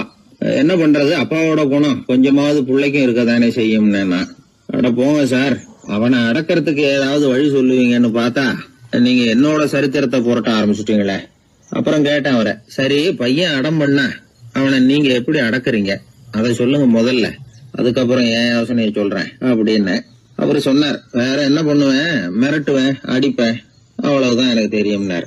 அடிச்சா அடங்கிடுவானா பையன் அப்படின்னு கேட்டேன். அது எப்படிங்க அடங்குவான், இன்னமும் தீவிரமா அடம் பண்ண ஆரம்பிச்சிருவான், கத்தி ரகலை பண்ணிவிடுவான் அப்படின்னாரு. குழந்தை அடம் பண்றானேங்கிற கவலை பல குடும்பங்கள்ல உள்ள ஒரு பிரச்சனை தான். இதுக்கு இப்ப மருத்துவர்கள் ஒரு சுலபமான வழியை சொல்றாங்க. அது என்னன்னா, ஒரு குழந்தை அடம் பண்ணிச்சுன்னா அதை அடிக்கப்படாதான், அதுக்கு பதிலா வேற ஒரு காரியம் பண்ணலாமா. அது என்னன்னா, குடும்பத்துல இருக்கிற எல்லாரும் ஒண்ணு சேர்ந்து அந்த குழந்தைகிட்ட கொஞ்ச நேரம் பேசாம இருந்தோம்னுமா, பேச்ச நிறுத்திக்கணும். குழந்தையால பேசாம இருக்க முடியாது, அது யோசனை பண்ணும், தன்னுடைய தவறை உணர்ந்து அது வருந்த ஆரம்பிக்கும். இப்படி தொடர்ந்து செஞ்சுக்கிட்டு வந்தா குழந்தை கொஞ்ச நாள்ல அடம் பண்றதை நிறுத்தி விடுமா. இது டாக்டர்கள் இப்ப சொல்லி கொடுக்குற ஒரு யோசனை. அதே மாதிரி சில குழந்தைகள் சரியான காரணம் இல்லாம அடம் பண்ணணுங்கிறதுக்காகவே கத்துது பாருங்க, அதை நிறுத்துறதுக்கு கூட ஒரு வழி இருக்குது. அது என்ன வழின்னா, அது அழற சமயத்துல அந்த சத்தத்தை ஒரு டேப் ரெக்கார்டர் மூலமா பதிவு பண்ணி வச்சுக்கணும். குழந்தை கத்த ஆரம்பிக்குதுன்னு வைங்க, உடனே ஏற்கனவே பதிவு பண்ணி வச்சிருக்கிற அழுகை சத்தத்தை போட்டு அந்த குழந்தை காதுல விழறது மாதிரி பண்ணணும். தன்னுடைய அழுகை சத்தத்தை கேட்க ஆரம்பிச்ச உடனே அந்த குழந்தை தான் அழறத நிறுத்திக்குமா. சில குழந்தைகள் சாப்பிட மாட்டேன்னு அடம் பண்ணும். வளர்ந்த குழந்தைய வற்புறுத்தி சாப்பிட சொல்லக்கூடாது. சில பேர் என்ன பண்ணுவாங்கன்னா, கட்டாயப்படுத்தி சாப்பாட்டை திணிப்பாங்க. அதெல்லாம் ரொம்ப தப்பு. குழந்தைக்கு விவரம் தெரிஞ்சதுக்கு அப்புறம் சாப்பாட்டு விஷயத்துல நீங்க தலையிட வேண்டிய அவசியமே இல்லை. பசிச்சா சாப்பிடணுங்கிறது அதுக்கு புரியும். அது தானாவே சுதந்திரமா எடுத்து போட்டு சாப்பிடுறதுக்கு அனுமதிக்கணும். நீங்க போய் அதுகிட்ட நின்றுட்டு சாப்பிடு சாப்பிடு அப்படின்னு வற்புறுத்திட்டு இருக்க கூடாது. நீங்க அதை வற்புறுத்தாம இருந்தா அது உங்களை வித்தியாசமா பார்க்க ஆரம்பிக்கும். உண்மையிலேயே பசி இருந்ததுன்னா தனக்கு எவ்வளவு தேவையோ அவ்வளவு எடுத்து போட்டுக்கிட்டு அந்த குழந்தை சாப்பிட்டுக்கும், எந்த பிரச்சனையும் இருக்காது. ஆக இது மாதிரியான சில நுட்பங்களை நாம மனசுல வச்சுக்கணும். அப்படி வச்சுக்கிட்டோம்னா வீட்டுல குழந்தைகளால எந்த பிரச்சனையும் இருக்காது. இந்த காலத்து பையன் ஒருத்தன், அவன் ரொம்ப கவலையோட வந்தான். என்னப்பா விஷயம்னு விசாரிச்சேன். எங்க அப்பா என்கிட்ட 1 மாசம் உன் கூட பேச மாட்டேன் போ அப்படின்னு சபதம் போட்டுட்டாருன்னா, அதுக்காகவா இப்படி கவலைப்படுறேன்னு கேட்டேன். இல்லைங்க, அந்த 1 மாச கெடு இன்னையோட முடியுது, அதுக்காக கவலைப்படுறேன் அப்படின்னா. ஒரு பெரிய சிந்தனையாளர் இருந்தார். அவர் ரஷ்யாவில் இருந்தார். நிறைய புத்தகங்கள் எழுதியிருக்கிறார். அவர் பேரு ஓஸ்பென்ஸ்கி. உலகின் மிகச்சிறந்த 3 புத்தகங்கள்ல ஒண்ணு இவர் எழுதியிருக்கிறார் அப்படின்னு கூட சொல்றது உண்டு. அப்பேற்பட்ட எழுத்தாளர். அந்த காலத்துல குருஜீஃப் அப்படின்னு சொல்லி ஒரு பெரியவர் இருந்தார். ரொம்ப எளிமையான வாழ்க்கை வாழ்ந்துகிட்டு இருந்தவர். இவரை தேடி அந்த எழுத்தாளர் வந்தார். ஐயா, உங்ககிட்ட சில கேள்விகள் கேட்டு விளக்கம் பெறலாம்னு வந்திருக்கிறேன்னார். உடனே அந்த பெரியவர் என்ன செஞ்சார் தெரியுமா? ஒரு வெற்று காகிதத்தை எடுத்தார், அவர்கிட்ட கொடுத்தார். இந்தாங்க, இதை வச்சுக்கங்க, நாம 2 பேரும் பேசுறதுக்கு முந்தி நீங்க ஒரு காரியம் பண்ணணும்னார். என்ன செய்யணும் சொல்லுங்கன்னார் அவரு. இந்த காகிதத்துல உங்களுக்கு தெரிஞ்சதெல்லாம் என்ன, தெரியாததெல்லாம் என்ன அப்படிங்கிற பட்டியலை எழுதிட்டு வாங்க. அதுக்கு பிறகு உங்களுக்கு தெரியாத விஷயங்களை பத்தி நாம 2 பேரும் உரையாடலாம். ஏன்னா உங்களுக்கு தெரிஞ்சதை பத்தி நாம பேசி பிரயோஜனம் இல்லை, தெரியாததை பத்தி பேசினாதான் உங்களுக்கு அது உபயோகமா இருக்கும் அப்படின்னார். இவர் இப்படி சொன்னது அந்த எழுத்தாளருக்கு கொஞ்சம் தர்ம சங்கடமா இருந்தது. நாம எப்பேற்பட்ட சிந்தனையாளர், நம்மள போய் இவர் இப்படி எழுத சொல்றாரு அப்படின்னு நினைச்சாரு. இருந்தாலும் அந்த பெரியவர் பேர்ல இவருக்கு ரொம்ப மரியாதை. அதனால அவர் கொடுத்த காகிதத்தை வாங்கிட்டு தனியா ஒரு இடத்துல போய் உட்கார்ந்தார். யோசிக்க ஆரம்பிச்சார். முதல்ல யோசிச்சார், கடவுளை எனக்கு தெரியுமா அப்படின்னு. கடவுளை பற்றித்தான் எனக்கு தெரியுமே தவிர கடவுளை தெரியாதுங்கிறது புரிஞ்சுது. அதனால தனக்கு தெரிந்த ஒரு விஷயம் கடவுள் அப்படின்னு அவரால் குறிப்பிட முடியல. அடுத்தபடி ஆத்மாவை பத்தி சிந்திச்சார். ஆத்மாவை பற்றித்தான் நமக்கு தெரியுமே தவிர ஆத்மா நமக்கு தெரிஞ்ச விஷயமா இருக்கல அப்படிங்கறது புரிஞ்சுது. அதனால ஆத்மாவையும் தெரிஞ்ச பட்டியல்ல சேர்க்க முடியல. இப்படி ஒவ்வொன்னா அவர் யோசிக்க யோசிக்க எதுவுமே நமக்கு தெரியலங்கிறது அவருக்கு தெளிவாச்சு. நேரம் எழுந்திரிச்சு அந்த பெரியவர்கிட்ட போனார். ஐயா, உங்களை சந்திக்கிற வரைக்கும் எவ்வளவோ விஷயங்கள் எனக்கு தெரிஞ்சிருக்கிறதாக நினைச்சேன். ஆனா உங்ககிட்ட நிறைய கேள்விகள் கேட்கணுங்கிற ஆர்வத்தோட தான் வந்தேன். ஆனா நீங்க கேட்ட ஒரு கேள்விக்கு விடை காண முயன்ற போது எனக்கு எதுவுமே தெரியலங்கிறத புரிஞ்சுக்கிட்டேன் அப்படின்னார். அப்படின்னா உலக புகழ்பெற்ற இவ்வளவு புத்தகங்களை உங்களால எப்படி எழுத முடிஞ்சதுன்னு கேட்டார். இவர் சொன்னார், ஐயா, இப்பதான் எனக்கு புரியுது. எனக்கு தெளிவில்லாத பல விஷயங்களையும் நான் எழுதியிருக்கிறேன். அவையெல்லாம் வெற்றும் வார்த்தை குவியல்கள்ங்கிறத நான் இப்ப உணர்றேன். வார்த்தைகளே அறிவு அப்படிங்கிற மயக்கத்திலிருந்து இப்ப நான் விடுபட்டுட்டேன். அறிவுத்துறையில நான் ஒரு பூஜ்யம்ங்கிறது புரிஞ்சு போச்சு அப்படின்னார். இப்ப பெரியவர் சொன்னார், இப்பதான் உங்களுக்கு உண்மையான அறிவு ஏற்பட ஆரம்பிச்சிருக்குது. எப்போ ஒரு மனிதன் தன்னுடைய அறியாமையை உணர ஆரம்பிக்கிறானோ அப்போதுதான் அறிவின் தொடக்கத்துல அடி எடுத்து வைக்கிறான் அப்படின்னார். அதுக்கு பிறகு என்னாச்சு தெரியுமா? இந்த எழுத்தாளர், சிந்தனையாளர் ஓஸ்பென்ஸ்கி புஸ்தகம் எதுவுமே எழுதலையாம், அதோட விட்டாராம். நம்முடைய அறியாமை நமக்கு புரிய ஆரம்பிச்சுட்டுதுன்னா நமக்கு அறிவு வளர ஆரம்பிச்சுட்டுதுன்னு அர்த்தம். அது நமக்கு புரியறது இல்லை, அதுதான் சிக்கல். ஒரு நண்பர் சொன்னார், சார், நான் எப்போ வீட்டை பூட்டி விட்டு வெளியூர் போனாலும் திருட பூட்டை உடைச்சு விடுறான். அதனால இப்ப புத்திசாலித்தனமா ஒரு காரியம் பண்ணிவிட்டு உங்க ஊருக்கு வந்திருக்கிறேன்னார். என்ன செஞ்சிருக்கிறீங்கன்னு கேட்டேன். வீட்டை பூட்டாமலே வந்துட்டேன் அப்படின்னார். உபயோகமா இருக்கு அப்படின்னார். உடனே பார்வை இல்லாத அந்த பெரியவர் சொன்னாரு, வெளிச்சம்னு ஒண்ணு உண்மையிலேயே இருக்குதா அப்படின்னு கேட்டாராம். உண்மையிலேயே வெளிச்சம் இருக்குங்க அப்படின்னு சொல்லியிருக்கிறாங்க, அதை நான் நம்ப மாட்டேன் அப்படின்னாரா அவரு. சூரியன் இருக்கு, சந்திரன் இருக்கு, நட்சத்திரம் இருக்கு அப்படின்னு சொல்லி பார்த்துருக்குறாங்க, அதையெல்லாம் ஒத்துக்கிறேன். ஆனா அதையெல்லாம் என்ன கொஞ்சம் தொட்டு பார்க்க விடுங்களேன் அப்படின்னாராம். அதையெல்லாம் தொட்டு அறிய முடியாது அப்படின்னு சொல்லியிருக்கிறாங்க. அப்படின்னா முகர்ந்து அறியறேன், மோந்து பாக்குறேன். மோர்ந்து பார்க்க விடுங்க, ஏதாவது வாசனை வருதான்னு பாக்குறேன் அப்படின்னு இருக்கார். அதுவும் முடியாதேன்னாங்களாம். பெரியவர் யோசனை பண்ணிருக்கிறார். சரி, பரவாயில்ல, முரசு அடிக்கிறது மாதிரி அடிச்சு பார்க்கவாவது ஏற்பாடு பண்ணி கொடுங்க, அதை அடிச்சு பார்த்து அதோட சத்தத்தை உணர்ந்துக்கிறேன் அப்படின்னாராம். அதாவது ஒளியின் ஒலியை, அதாவது வெளிச்சத்தின் சத்தத்தை புரிஞ்சுக்கிறேன் அப்படின்னு சொல்லியிருக்கிறார். அதுக்கும் சாத்தியம் இல்லைன்னு சொல்லியிருக்கிறாங்க. சரி, அதுவும் முடியலன்னா அந்த வெளிச்சத்துல கொஞ்சம் எடுத்து என் கையில கொடுங்க, வாயில போட்டு சாப்பிட்டு பாக்குறேன் ருசி எப்படி இருக்குன்னு அப்படின்னு சொல்லி பார்த்திருக்காரு. எந்த வகையிலயும் அவரை அதை ஒத்துக்க வைக்க முடியல. சுத்தி இருந்தவங்க எல்லாம் குழம்பு போயிட்டாங்க. என்னங்க, நாங்க சொல்றத நீங்க நம்பலையா அப்படின்னு கேட்டிருக்காங்க. என்னுடைய 4 புலன்களுக்கும் புலப்படாத ஒண்ண நான் மாயை அப்படிங்கிறேன். நீங்க என்ன அவமானப்படுத்துறதுக்காக இப்படி சொல்றீங்கன்னு நினைக்கிறேன். ஏதோ உங்களுக்கு எல்லாம் பார்வைன்னு ஒண்ணு இருக்கிறதாகவும் அது எனக்கு இல்லைங்கிறதாகவும் சொல்லி என்ன நீங்க அவமதிக்கிறீங்க அப்படின்னார். தர்க்க சாஸ்திரத்துல மேதையான அந்த பெரியவர். சுத்தி இருந்தவங்க பார்த்தாங்க, வெளிச்சம் இருக்குங்கிறத இவர் நம்பணும், இவரை நம்ப வைக்கணும் அப்படின்னா அது புத்தரால தான் முடியும் அப்படின்னாராம் ஒருத்தர். சரி அவர்கிட்டயே போவோம் அப்படின்னு சொல்லி எல்லாரும் அவர்கிட்ட போய் சேர்ந்தாங்க. விவரத்தை சொன்னாங்க. புத்தர் சிரிச்சாராம். எப்படிப்பட்டதுன்னு நான் நினைக்கிறேனோ, அதாவது உண்மை, அப்படித்தான் அவரும் நினைக்கிறார். எதையும் அனுபவபூர்வமா உணர்ந்தாதான் நம்ப முடியும். ஒளிய அனுபவித்து அறியாத வரையில அது இருக்கிறதா இல்லையா அப்படிங்கிற கேள்விக்கு இடம் கிடையாது. அதனால அவரு அதை நம்பாததும் சரிதான் அப்படின்னு சொன்னாராம் புத்தர். அதுக்கப்புறம் சொல்லியிருக்கார், உங்களை குணப்படுத்தி கொள்ளலாம், உங்களுக்கு தேவை ஞானி கிடையாது, உங்களுக்கு தேவை மருத்துவர் அப்படின்னாரா. ஒரு டாக்டர் கிட்ட அழைச்சிட்டு போயிருக்கிறாங்க. பார்வை கிடைச்சிட்டுது. வெளிச்சத்தை கண்டதும் அவர் மகிழ்ச்சி அடைஞ்சார். புத்தரை வணங்கினார். நான் வாதம் பண்ணேன், நீங்க எதிர்வாதம் பண்ணல, என்னுடைய பிரச்சனை மருத்துவரால் தான் தீரும் அப்படின்னு சொல்லி எனக்கு பார்வை கிடைக்க செஞ்சீங்க அப்படின்னாராம். மனித குலத்துல ரொம்ப அதிகமானவர்கள் நிலைமை இப்படித்தான். கண்ணை மூடிக்கிட்டு அதை சரின்னு ஒருத்தர் வலியுறுத்தி சொல்லிட்டு இருந்தா அவருக்கு உதவுறது அப்படிங்கிறது முடியாத காரியம். இந்த காலத்துல சில பேர் கண்களை திறந்துகிட்டே சில காரியங்கள் பண்ணுவாங்க. அது தப்புன்னு அவங்களுக்கு பின்னாடிதான் புரியும். ஒருத்தர் தன்னுடைய வலது காலில் கட்டு போட்டுக்கிட்டு அப்படி வந்தார். என்ன ஆச்சுன்னு விசாரிச்சாங்க. எங்க வீட்டு கண்ணாடி ஜன்னல்களை வெளிப்போக்கமா இருந்து சுத்தப்படுத்திக்கிட்டு இருந்தேன், சரியா தொடச்சிக்கிட்டு இருக்கோமா அப்படின்னு கொஞ்சம் பின்னாடி தள்ளி நின்னு பார்த்தேன் அப்படின்னார். அதுக்கும் உங்க கால் உடைஞ்சதுக்கும் என்ன சம்பந்தம்னு கேட்டாங்க. நான் குடியிருந்தது 4வது மாடியாச்சே அப்படின்னாராம். ஊர்ல ஒரு மன்னர் இருந்தார். அவரு பக்கத்து தேசத்து மேல படையெடுக்கணும்னு நினைச்சுக்கிட்டு இருந்தார். அதையும் தன்னுடைய நாட்டோட சேர்த்துக்கணுங்கிற ஆசை. எப்போ படையெடுக்கலாம்னு யோசிச்சுக்கிட்டு இருந்தார். இப்படி யோசிச்சுக்கிட்டு இருந்த சமயத்துல ஒரு பெரியவர் அவரை தேடிட்டு வந்தார். அவர் அடிக்கடி வருவார், அவர்கிட்ட பேசிக்கிட்டு இருப்பார். இப்போ அப்படித்தான் வந்தார். என்ன மன்னா யோசனைன்னாரு. இவர் தன்னுடைய யோசனையை சொன்னார். இந்த சமயத்துல மன்னருக்கு தாகம் எடுத்தது, தண்ணி குடிக்கணும் போல இருந்தது. உடனே அங்க இருந்த ஒரு அரண்மனை பணியாளரை கூப்பிட்டார். போய் கொஞ்சம் தண்ணி கொண்டு வாப்பா அப்படின்னார். அந்த பணியாளர் போனார். ஒரு கோலையில தண்ணி கொண்டு வந்தார். ராஜா கிட்ட நீட்டினார். ராஜா அதை வாங்கி குடிக்கிறதுக்காக வாய்கிட்ட கொண்டுட்டு போனார். அந்த நேரம் பார்த்து மன்னா கொஞ்சம் பொறுங்கன்னார் இந்த பெரியவர்.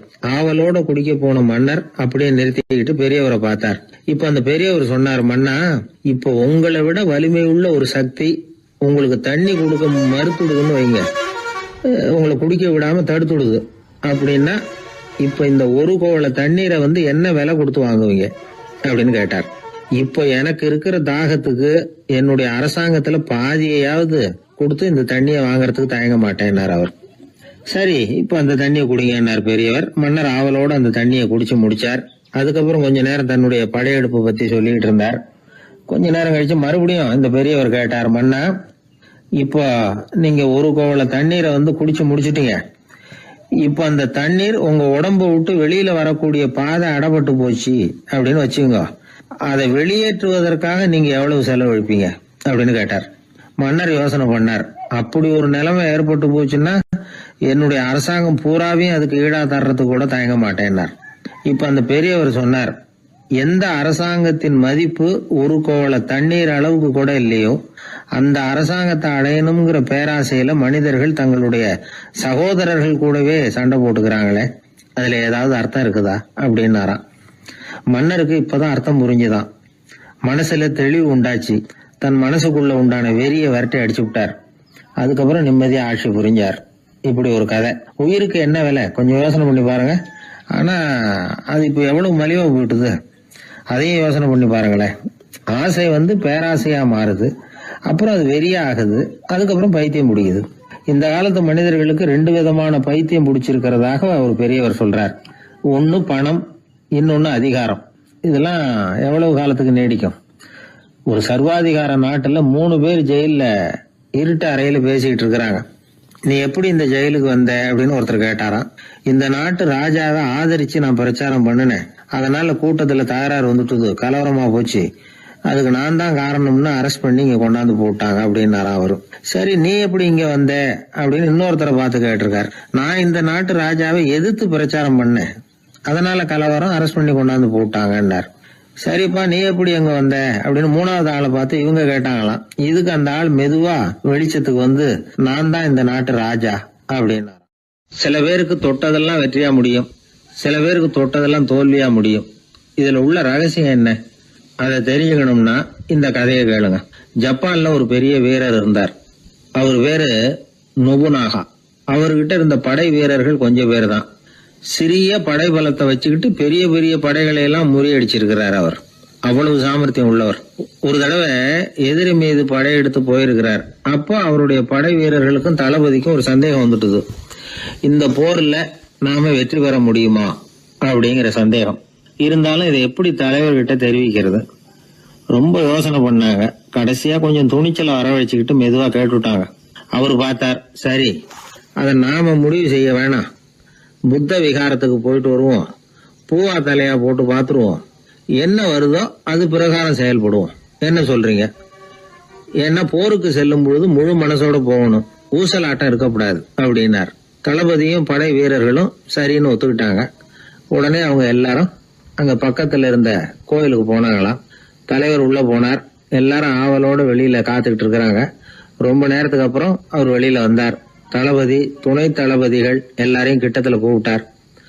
அவங்க முன்னிலையில ஒரு தங்க காசை எடுத்தார். இத பாருங்க, இப்ப பூவா தலையா போட்டு பாத்துருவோம். பூ வந்தா தோத்துருவோம், தலை வந்தா ஜெயிச்சிருவோம். அதனால பூ விழுந்தா போர் வேணாம், அதை தவிர்த்துருவோம். தலை விழுந்ததுன்னா போருக்கு போவோம். விதி இப்போ நம்ம கையில தான் இருக்கு. இங்க என்ன தீர்ப்பு கிடைக்குதோ அது பிரகாரம் நடப்போம் அப்படின்னு சொல்லிவிட்டு தங்க காசு சுண்டி போட்டார். அது அப்படியே சுழன்று மேல போய் கணீர்னு தரையில வந்து விழுந்தது. எல்லாரும் ஆவலோடு அதை குனிஞ்சி பாக்குறாங்க. தலை விழுந்திருக்குது. ஒரே மகிழ்ச்சி, ஆரவாரம். அதுக்கப்புறம் அவங்களுக்கு சந்தேகம் வரவே இல்லை. அப்படியே உறுதியான ஒரு முடிவோட போருக்கு போனாங்க. வெற்றியோட திரும்பி வந்தாங்க. வெற்றி விழா நடக்குது. தளபதி பேசுறார். இந்த வெற்றியை காசுதான் முடிவு பண்ணுச்சு, அதனால விதியை வெல்ல யாரால முடியும் அப்படின்னார். சொல்லிவிட்டு உட்கார்ந்தார். அப்போ அந்த தலைவர் தன்கிட்ட இருந்த அந்த தங்க காசை எடுத்து ரகசியமா தளபதி கிட்ட கொடுத்தாராம். தளபதி அதை வாங்கி பாக்குறாரு. அந்த நாணயத்துல 2 பக்கமும் தலை தான் இருக்குது. இதுல இருந்து என்ன தெரியுதுன்னா, வெற்றியின் ரகசியம் என்னன்னா மன உறுதி தான். எதை செஞ்சாலும் மனக்குழப்பம் இருக்கக்கூடாது. எண்ணி துணிக கருமம், இது வள்ளுவர் வாக்கு. பரீட்சை ரிசல்ட் வர்ற சமயம் ஒரு பையன் ஒரு காசை சுண்டி போட்டு தலையா பூவா பாத்துக்கிட்டு இருந்தான். என்னப்பா பாஸா ஃபெயிலா பாக்குறியா அப்படின்னு கேட்டாங்க. பரீட்சை ரிசல்ட்டை பொறுத்த வரைக்கும் எனக்கு சந்தேகம் இல்லை சார் அப்படின்னா. அப்புறம் எதுக்கு இது அப்படின்னு கேட்டாங்க. ரிசல்ட் வந்த பிறகு எங்க அப்பா என்ன திட்டுறதோட விட்டுருவாரா இல்ல அடிப்பாரா அப்படிங்கறத தெரிஞ்சுக்கிறதுக்காக இது அப்படின்னு. ஒரே ஒரு ஊர்ல ஒரு ராஜா இருந்தார். அவரு ஒரு வித்தியாசமான ராஜா. எந்த வகையில வித்தியாசமானவர்னு கேட்டா, மக்கள் கிட்ட வரி வசூல் பண்றதுல கொஞ்சம் வித்தியாசமானவர். மற்ற மன்னர்கள் மாதிரி ஒரு நேரடியா வரி வசூல் பண்றது இல்ல, கொஞ்சம் மறைமுகமா அதை பண்ணுவார். அது எப்படின்னா, ஒவ்வொரு குடிமக்களுக்கும் மாசம் ஒரு மரக்கால் நெல்லு மக்கள் கொடுக்கறது இல்ல, ராஜா மக்களுக்கு கொடுப்பார்.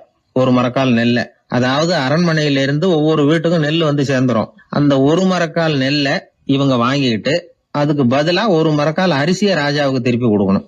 இதுதான் அந்த ஊர் வழக்கம். ராஜா வந்து ஜனங்களுக்கு நெல்லை கொடுத்துட்டு அதுக்கு பதிலா அதே அளவு அரிசியா திருப்பி வாங்கிக்குவார். இதை தவிர வரி எதுவும் வசூல் பண்றது இல்ல. இப்படி ஒரு ராஜா. இது மேம்போக்கா பாக்குறதுக்கு ஏதோ சாதாரணமா தெரிஞ்சாலும் குடிமக்கள் ரொம்பவும் கஷ்டப்பட்டாங்க. ராஜா கொடுக்கற நெல்லையும் அரிசியாக்கணும், அதோட இன்னும் ஒரு பாதி அரிசியை இவங்க சேர்த்தும் கொடுத்தாகணும். மக்கள் வந்து ராஜாவை திட்ட ஆரம்பிச்சுட்டாங்க. இந்த ராஜா எப்ப சாவார் அப்படின்னு எதிர்பார்க்க ஆரம்பிச்சுட்டாங்க. ஏன்னா ரொம்ப கஷ்டப்படுத்துறாரு அப்படின்னு. பல பேர் அந்த ஊர்ல வீட்டை காலி பண்ணிவிட்டு வெளி தேசத்துக்கு போயிட்டாங்க. இங்க காலம் தள்ளுறது ரொம்ப கஷ்டம்னு. மக்கள் எதிர்பார்த்தது மாதிரியே நடந்தது. அந்த மன்னன் நோய் வந்து படுத்த படுக்கை ஆயிட்டான். ராஜா அப்படி சாக கிடக்குறாருன்னு தெரிஞ்சும் மக்கள் யாருமே வந்து பாக்கல. எப்படி பாப்பாங்க? அவர் தான் எப்ப போவாருன்னு பாத்துக்கிட்டு இருக்கிறாங்களே. என்ன ஏன் யாருமே வந்து பார்க்க மாட்டேங்கிறாங்க நம்ம குடிமக்கள்ல அப்படின்னு மந்திரி கிட்ட கேட்டார் ராஜா. நம்ம ஊர்ல மக்கள் எங்க இருக்காங்க பாக்குறதுக்குன்னாரு அவரு. ஏன் என்னாச்சு அவங்களுக்குன்னு கேட்டார். அமைச்சர் அப்பதான் அரசனுக்கு அவன் பண்ணின தவற வந்து சுட்டி காட்டினார். மக்களுக்கு இழைத்த கொடுமையை எடுத்து சொல்லி புரிய வச்சார். அதுக்கப்புறம் தான் மன்னருக்கு ஞானோதயம் வந்தது. செய்த பாவங்களை எண்ணி வருத்தப்பட்டான். மெதுவா அமைச்சர் பக்கம் திரும்பி, எங்க என் புள்ளன்னு கேட்டான். அவர் எங்கேயாவது ஊர் சுத்திக்கிட்டு இருப்பார், சூதாட்ட விடுதிகள்ல கிடப்பார் அப்படின்னாரு அமைச்சர். அவன் எங்க இருந்தாலும் உடனே அழைச்சிட்டு வாங்கன்னு உத்தரவு போட்டார் ராஜா. அடுத்த நாளே இளவரசனை கொண்டாந்து நிறுத்தினாங்க. தந்தையே என்ன செய்யணும்னா சொல்லுங்க அப்படின்னு கேட்டான் இளவரசன். அவர் சொன்னார், மகனே, மக்களுக்கு வந்து நான் பொல்லாதவன் ஆயிட்டேன், அவங்க எல்லாம் என்ன நல்லவன்னு சொல்லணும். அப்படி அவங்கள சொல்ல வைக்க வேண்டியது உன்னோட பொறுப்புன்னார். தந்தையே, நீங்க வந்து கவலைப்படாதீங்க, உங்களை ரொம்ப ரொம்ப நல்லவர்னு மக்கள் சொல்லும்படியாக நான் செய்யறேன் அப்படின்னா பையன். அதுக்கப்புறம் கொஞ்ச நாள்ல பையன் பட்டத்துக்கு வந்தான். அவன் என்ன பண்ணான், வரி வசூல் பண்ற முறையில ஒரு மாற்றத்தை உண்டு பண்ணான். என்ன மாற்றம் பண்ணனான்னா, ஒவ்வொரு வீட்டுக்கும் ஒரு மரக்கால் உமிய கொடுக்கறது, அதுக்கு பதிலா ஒரு மரக்கால் அரிசியை வாங்கிக்கிறது. அப்பா என்ன பண்ணாரு, நெல்லை கொடுத்துட்டு அரிசியா வாங்கினார். இவன் மகன் உமிய கொடுத்துட்டு அரிசியா வாங்கினான். கொஞ்ச காலம் ஆச்சு. ஒரு நாள் மந்திரியை கூப்பிட்டு கேட்டான், அமைச்சரே, நம்ம ஊர் மக்கள் என்ன பேசிக்கிறாங்க அப்படின்னு. உங்க அப்பா ரொம்ப நல்லவன்னு பேசிக்கிறாங்க அப்படின்னாரு அமைச்சர். எப்படி இருக்கு பாருங்க, இவன் பண்ற கொடுமையில அப்பன்காரன் ரொம்ப நல்லவன் ஆயிட்டான். அதாவது இளவரசனை விட பழைய மன்னரே ரொம்ப நல்லவர், ரொம்ப பாதி கஷ்டம் தான் இது முழு கஷ்டம்ங்கிறது மாதிரி ஆயிட்டுது. எப்படியோ அப்பாவுக்கு கொடுத்த வாக்க புள்ள காப்பாத்தி விட்டான். அதாவது மன்னர் ரொம்ப நல்லவர்னு சொல்ல வைக்கிறேன்னு தானே சொன்னான், அதே மாதிரி சொல்ல வச்சுட்டான். இந்த காலத்துல இது மாதிரி அப்பாவுக்கு உதவுற பிள்ளைகள் உண்டு. ஒரு பிள்ளையாண்டான்னு சொன்னான், நான் எங்க அப்பாவுக்கு ரொம்ப ரொம்ப உதவியா இருக்கிறேன் அப்படின்னா. அப்படியா, உங்க அப்பாவுக்கு ரொம்ப உதவியா இருக்கிறியா அப்படின்னா, உங்க அப்பா என்ன செஞ்சுட்டு இருக்காருன்னு கேட்டேன். சும்மாதான் இருக்கிறார் அப்படின்னா அவன். சும்மா இருக்கிறதுக்கு இவன் உதவியா இருக்கிறானா? இப்படி இருக்கிறாங்க. அதாவது நல்லவன் அப்படின்னு பேர் வாங்குறது ரொம்ப கஷ்டம். அத எந்த வகையில வாங்கணும்னு முடிவு பண்றதுதான் முக்கியம். அதனால வாழ்க்கையில நாம மன்னரா இருந்தாலும் சரி, சாதாரண மக்களா இருந்தாலும் சரி, நல்லவன் அப்படிங்கிற பேர் வாங்குறது ரொம்ப முக்கியம். அப்படி நல்லவன்கிற பேர் வாங்கிட்டா வாழ்க்கை ரொம்ப சுலபமா அமையும். ஒரு சீடன் வெளியூர் புறப்படுறதுக்கு தயாரா இருந்தான். ரொம்ப தூரம் போக போறான். திரும்பி வர நாளாகும். புறப்படுறதுக்கான ஆயத்த வேலைகள்ல ஈடுபட்டு இருந்தான். அந்த சமயம் பார்த்து இன்னொரு சீடன் அவங்கிட்ட வந்தான். நம்ம குரு உன்னை அழைச்சிட்டு வர சொன்னார், வா அப்படின்னு கூப்பிட்டான். இவன் உடனே புறப்பட்டு போனான். குருநாதரை பார்த்தான். அவர் காலில் விழுந்து வணங்கினான். வணங்கிவிட்டு எழுந்திரிச்சான். அவ்வளவுதான். குரு ஏதாவது உபதேசம் பண்ணுவாருன்னு எதிர்பார்த்தான். ஆனா நடந்தது என்ன தெரியுமா? குரு அவனுக்கு ஓங்கி ஒரு அடி கொடுத்தார். எதிர்பாராம இந்த அடியை வாங்கினதும் அந்த சீடன் அதிர்ந்து போயிட்டான். பக்கத்துல இருந்த மற்ற சீடர்களும் திகைச்சு போய் நின்னுட்டாங்க. அடி வாங்கின சீடனுக்கு மனசுக்குள்ள குழப்பம். நாம என்ன தப்பு பண்ணணும், புறப்படுற நேரத்துல இப்படி குரு கிட்ட அடி வாங்குற மாதிரி ஆயிட்டுதே அப்படின்னு நினைச்சு மனசுக்குள்ள ரொம்ப வேதனைப்பட்டான். கொஞ்சம் துணிச்சலை வரவழைச்சுக்கிட்டு குருநாதர்கிட்டயே கேட்டுட்டான், சுவாமி, நான் என்ன தப்பு பண்ணினேன்? என்ன இப்படி அடிச்சுட்டீங்களே, ஒரு வார்த்தை கூட உங்களை எதிர்த்து நான் பேசினது இல்லையே, இவ்வளவு காலமா உங்க விருப்பத்துக்கு விரோதமா ஒரு காரியம் கூட நான் செஞ்சது இல்லையே, வந்ததும் வராததுமா ஒண்ணுமே சொல்லாம என்ன அடிச்சுட்டீங்களே, குருவே, நான் செஞ்ச குற்றம் தான் என்ன அப்படின்னு கண்ணீரோட பரிதாபமா கேட்டானா அந்த சீடன். ஆனா அந்த குரு முகத்துல கொஞ்சம் கூட கோபம் இல்லை. அவர் சிரிச்சுக்கிட்டே நின்னுகிட்டு இருந்தாராம். அதுக்கப்புறம் சொன்னாராம், என்னுடைய அருமை சீடனே, நீ ஒரு தவறும் பண்ணல. நான் உன்னை அடிச்சது நீ ஏதோ தப்பு பண்ணிவிட்டேங்கிறதுக்காக இல்ல. நீண்ட பயணம் போக போற, ஞாபகமா ஏதாவது கொடுத்து அனுப்ப வேணாமா?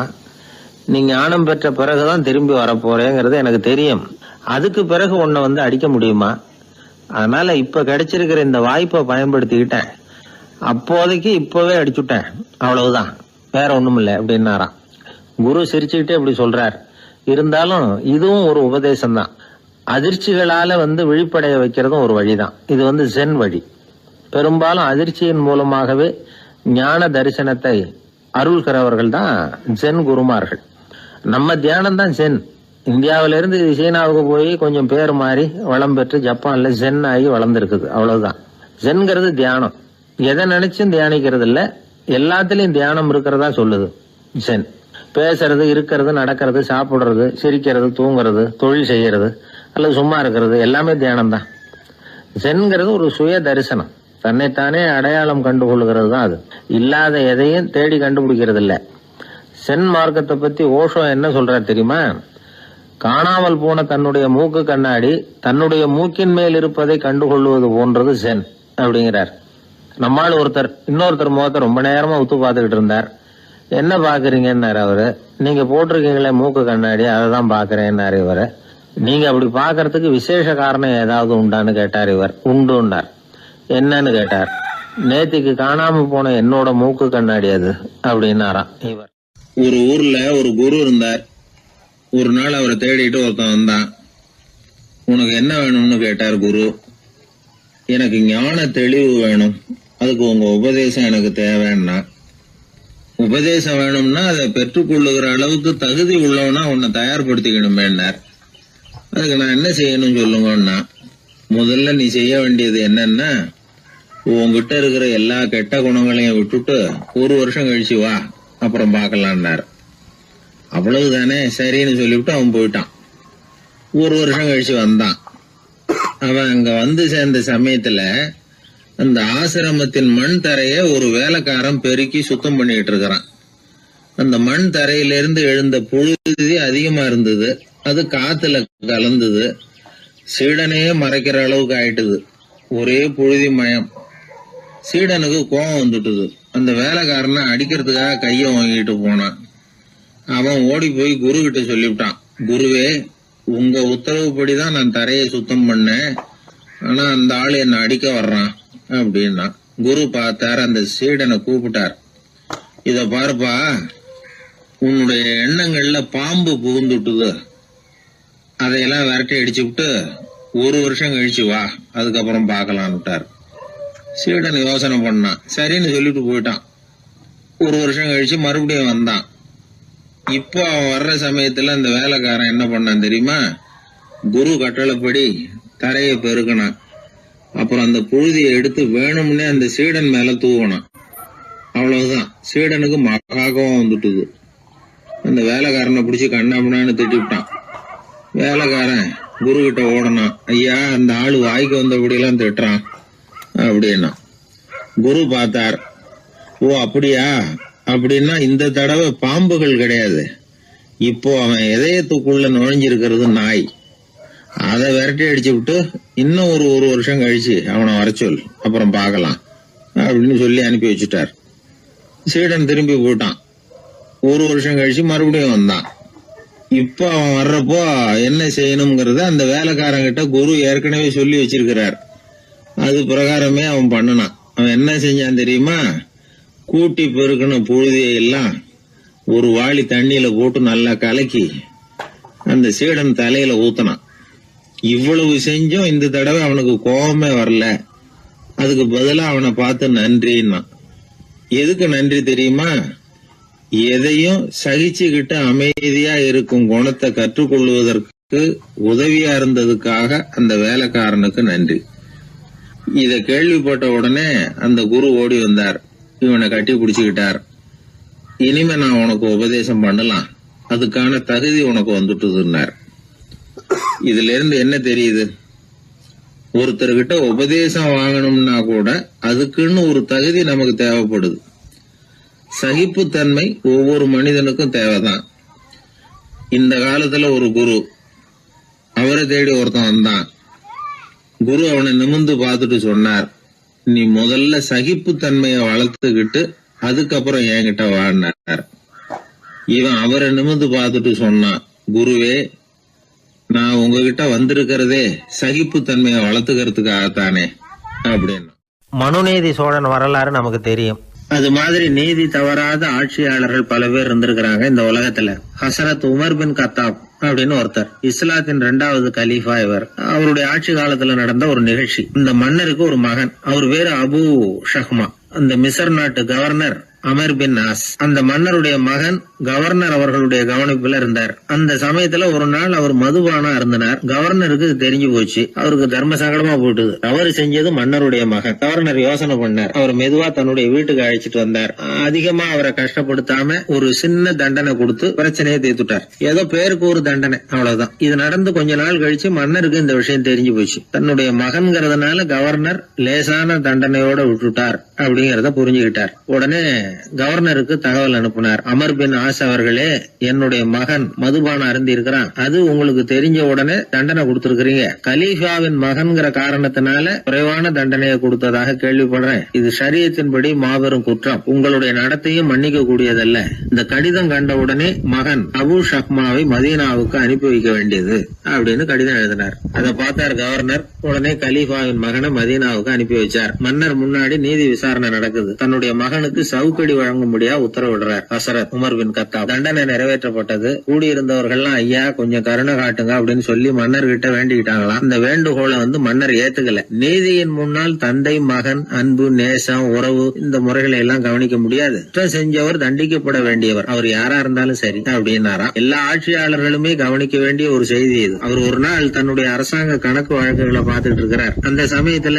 அவரை பார்க்க ஒரு பெரிய மனிதர் வந்தார். இவர் தன்னுடைய சொந்த வேலை காரணமா வந்திருக்கிறார் அப்படிங்கறத அவர் புரிஞ்சுக்கிட்டார். உடனே அது வரைக்கும் வரைக்கும் எரிஞ்சுகிட்டு இருந்த விளக்க அணைச்சுட்டு இன்னொரு விளக்க ஏத்தி வச்சுக்கிட்டாராம். இந்த செயலுக்கு என்ன காரணம்னு கேட்டிருக்கிறார் வந்தவர். இதுக்கு அவரு சொன்னார், ஐயா நீங்க வந்த போது இங்க எரிஞ்சுகிட்டு இருந்தது அரசாங்க விளக்கு, இப்ப எரியறது சொந்த விளக்கு. சொந்த விஷயங்களை பேசுறப்போ அரசாங்க பணத்தை செலவு பண்ணக்கூடாது, அதனாலதான் விளக்க மாத்தினேன் அப்படின்னாராம். இப்படி எல்லாம் பல பேர் இந்த உலகத்துல இருந்திருக்கிறாங்க. ஆனா இப்ப எல்லாம் பல பேர் அப்படி இருக்கிறது இல்ல. ஒருத்தர் அப்படிதான் அரசாங்க விஷயங்களை பார்த்துக்கிட்டு உட்கார்ந்து இருக்கிறார். அந்த சமயத்துல ஒரு பெரிய தொழில் அதிபர் அவரை பார்க்க வந்திருக்கிறார். இவரு சடார்னு எழுந்திருச்சு எரிஞ்சுகிட்டு இருந்த விளக்க அணைச்சுட்டார். எங்கும் ஒரே இருட்டு. ஏன் விளக்க அணைச்சுட்டீங்கன்னு கேட்டிருக்கிறார் வந்தவர். இங்க நடக்கிறது மத்தவங்க கண்ணுல பற்றக்கூடாது அப்படிங்கறதுக்காக தான் விளக்க அணைச்சேன். நீங்க கொண்டு வந்திருக்கிறத அப்படி ஒரு ஓரமா வச்சுட்டு போடுங்க, அதுக்கப்புறமா விளக்க போட்டு நான் எடுத்துக்கிறேன் அப்படின்னாராம் இவர். ஒரு குழந்தை அம்மா கிட்ட போச்சு, அம்மா என்ன தூக்கிக்க. உடனே அந்த அம்மா அந்த குழந்தைய தூக்கி இடுப்புல வச்சுக்கிறாங்க.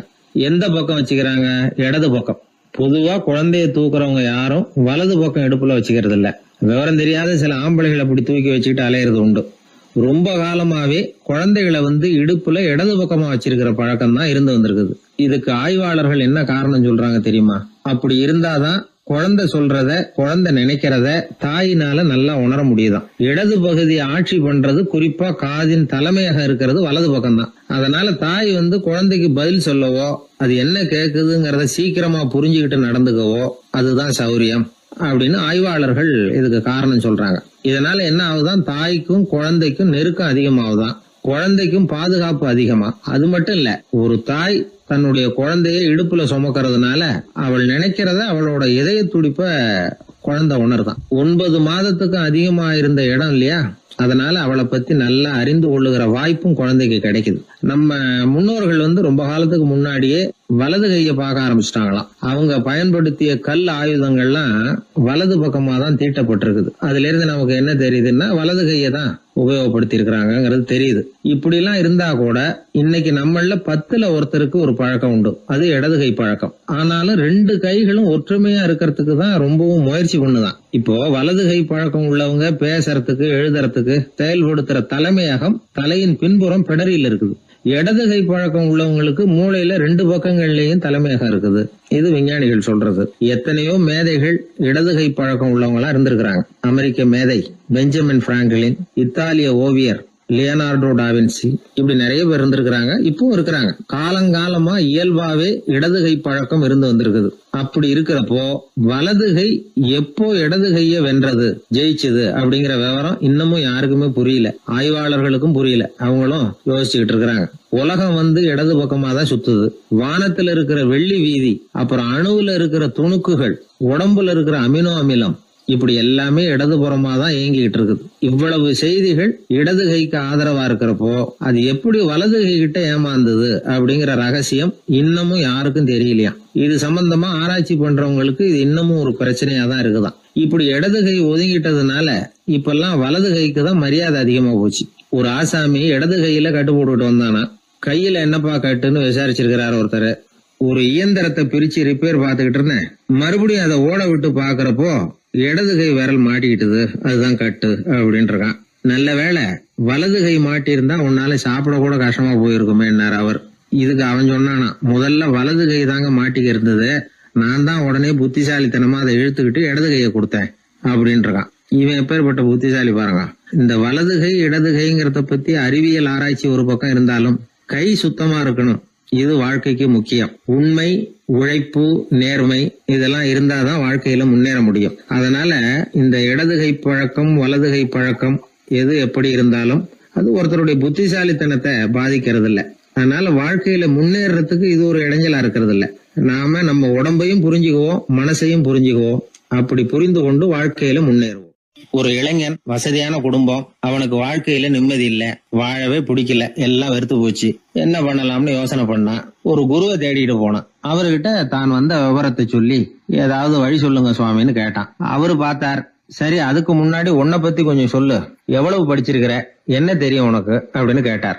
சுவாமி, நான் ஒழுங்கா படிக்கல, எதுவும் தெரியாது, ஆனா ஒண்ணு, கொஞ்சம் சதுரங்கம் ஆட தெரியும் எனக்கு, அவ்வளவுதான். குரு கொஞ்சம் யோசனை பண்ணார். பக்கத்துல இருந்த ஒரு சீடனை கூப்பிட்டார். அவங்கிட்ட ஒரு பேரை சொல்லி, நீ உடனே போய் அந்த பிக்ஷுவை இங்க கூப்பிட்டுட்டு வா அப்படின்னார். வரும்பொழுது ஒரு சதுரங்க பலகையும் அதுல விளையாடுறதுக்கான காய்களையும் எடுத்துட்டு வா, அப்படியே நம்ம சீடர்கள் எல்லாரையும் இங்க வர சொல்லு அப்படின்னு சொன்னார். கொஞ்ச நேரத்துல எல்லாரும் சேர்ந்தாங்க. சதுரங்க பலகையை கொண்டாந்து வச்சாங்க. அந்த பிட்சுவும் வந்து சேர்ந்தார். குரு முன்னாடி அடக்கமா நின்னார். குரு அவரை கிட்டத்துல கூப்பிட்டு கொஞ்ச நேரம் சதுரங்கம் ஆடணும்னார். அந்த பிட்சுவுக்கு சதுரங்கம்னா என்னன்னு தெரியாது. இருந்தாலும் மறுப்பு எதுவும் சொல்லல. குரு சொன்னார், பிட்சுவே, நீர் என்னுடைய சீடர், என்னுடைய பேச்ச மறுக்காதவர். உம்முடைய அடக்கத்தையும் பணிவையும் நான் அறிவேன். எனக்காக உயிரையும் கொடுக்கறதாக சொல்லியிருக்கிறீங்க.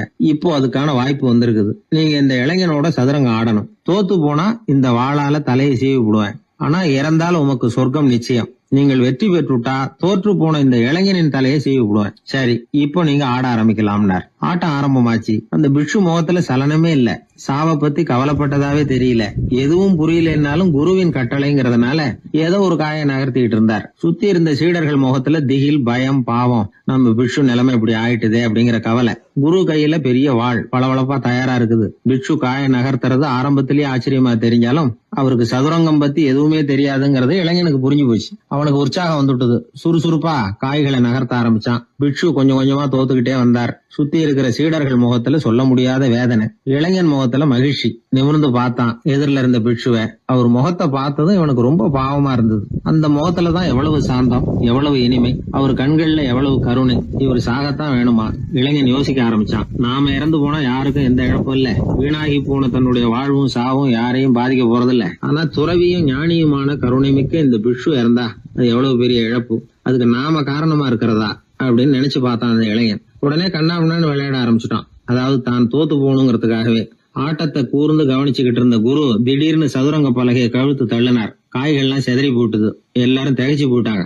யாருக்கும் வெற்றி தோல்வி இல்லைன்னு அறிவிக்கிறேன் குரு. தம்பி, உன்னுடைய மன ஒருமைப்பாட்டை கவனிச்சேன்.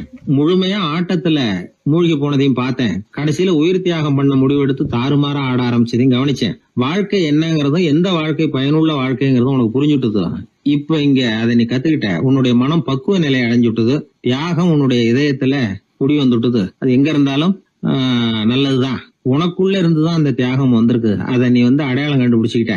நீ இனிமே கொஞ்ச காலம் இங்கேயே இருந்துட்டு போகலாம். உன்னுடைய வாழ்வு பயனுள்ள வாழ்வா மாறும் அப்படின்னு சொல்லி அந்த குரு ஆசீர்வாதம் பண்ணார். இந்த காலத்திலயும் ஒருத்தர் அது மாதிரி தன்னுடைய வாழ்க்கையை பயனுள்ளதாக ஆக்கிக்கணும்னு ஆசைப்பட்டார். உடனே சதுரங்கம் ஆட ஆரம்பிச்சார். அப்புறம் சீட்டாட ஆரம்பிச்சார். கொஞ்ச நாள் கழிச்சு அவரை பார்த்த நண்பர் ஒருத்தர் கேட்டார், என்னங்க சீட்டாட ஆரம்பிச்ச பிறகு வாழ்க்கை பயனுள்ளதா ஆச்சா அப்படின்னு கேட்டார். ஆச்சுன்னார் அவர். யாருக்கு, உங்களுக்கான்னு கேட்டார். இல்லைங்க, நான் யாரோட ஆடுனோ அவருக்கு வாழ்க்கை பயனுள்ளதா ஆச்சு அப்படின்னு ஒரு விளக்கம் கொடுத்தாராம். அதனால வாழ்க்கைங்கிறது ரொம்ப நுட்பமான ஒன்று. அந்த நுட்பமான வாழ்க்கையை புரிஞ்சுக்கிட்டு அதுக்கப்புறம் அதை பயனுள்ளதாக மாற்றிக்கொள்ள வேண்டியது மனிதர்களுடைய கடமை. செடியில் விளையாடுறது வழக்கம். மரத்துக்கு அந்த பையன் பேரில் ஒரு பாசம் உண்டாக ஆரம்பிச்சுட்டுது. பையன் அந்த மரத்தில் உள்ள பூக்களை பறிக்கணும், பழங்களை பறிக்கணும்னு ஆசைப்பட்டான். அதுக்காகவே அந்த மரம் தன்னோட கிளைகளை வளைச்சி அவனுக்கு எட்டுற அளவுக்கு தலையை சாய்ச்சி கொடுக்குது. பையன் பூக்களை பறிக்கிறான். மரம் சந்தோஷப்படுது. மரம் அன்பின் அடையாளம். அதனால் அது கொடுக்கறதுல சந்தோஷப்படுது. மனிதன் ஆணவத்தின் அடையாளம். அதனால் இவன் பறிக்கிறதுல சந்தோஷப்படுறான். பையன் வளர்ந்தான். அந்த மரத்தின் மடியிலேயே படுத்து தூங்கினான். பூக்களை பறித்து மலர் கிரீடம் பண்ணி தலையில் சூடிக்கிட்டான். பழங்களை பறித்தான், சாப்பிட்டான். அதை பார்த்து அந்த மரம் சந்தோஷப்பட்டுது. கொஞ்ச நாளாச்சு. பையன் இன்னும் கொஞ்சம் பெரியவனானான். அந்த மரத்து மேலே ஏறி கிளையில் உட்காந்துக்கிட்டு ஊஞ்சல் ஆட ஆரம்பித்தான். அவனுக்கு சௌகரியத்தை கொடுக்கறதுல மரத்துக்கு ஆனந்தம், மரத்துக்கு அசௌகரியத்தை கொடுக்கறதுல அவனுக்கு ஆனந்தம். இது அன்புக்கும் ஆணவத்துக்கும் உள்ள வித்தியாசம். பையன் இன்னும் கொஞ்சம் வளர்ந்தான். அவனுக்கு கடமை, லட்சியம் எல்லாம் சேர்ந்தது. படித்து பரீட்சை எழுதி பாஸ் ஆக வேண்டியிருந்தது. அதனால் மரத்துக்கிட்ட வர்றதில்ல அவன். ஆனால் மரம் இவனுக்காக காத்துக்கிட்டு இருக்குது. இவன் உலக விஷயங்களில் மூழ்கிட்டான். தற்செயலாக ஒரு நாள் அந்த பக்கமாக போனான். மரம் அவனை பார்த்துது. மறந்துட்டியா என்ன, நான் உன்னை பார்க்கணும்னு ஆவலாக காத்துக்கிட்டு இருக்கேனே அப்படின்னுது. இவன் பார்த்தான். நீ என்ன வச்சிருக்கிற, நான் உங்ககிட்ட ஏன் வரணும், உங்ககிட்ட பணம் இருக்குதா சொல்லு, வர்றேன். ஏன்னா நான் இப்போ பணத்தை தான் தேடிக்கிட்டு இருக்கிறேன் அப்படின்னா.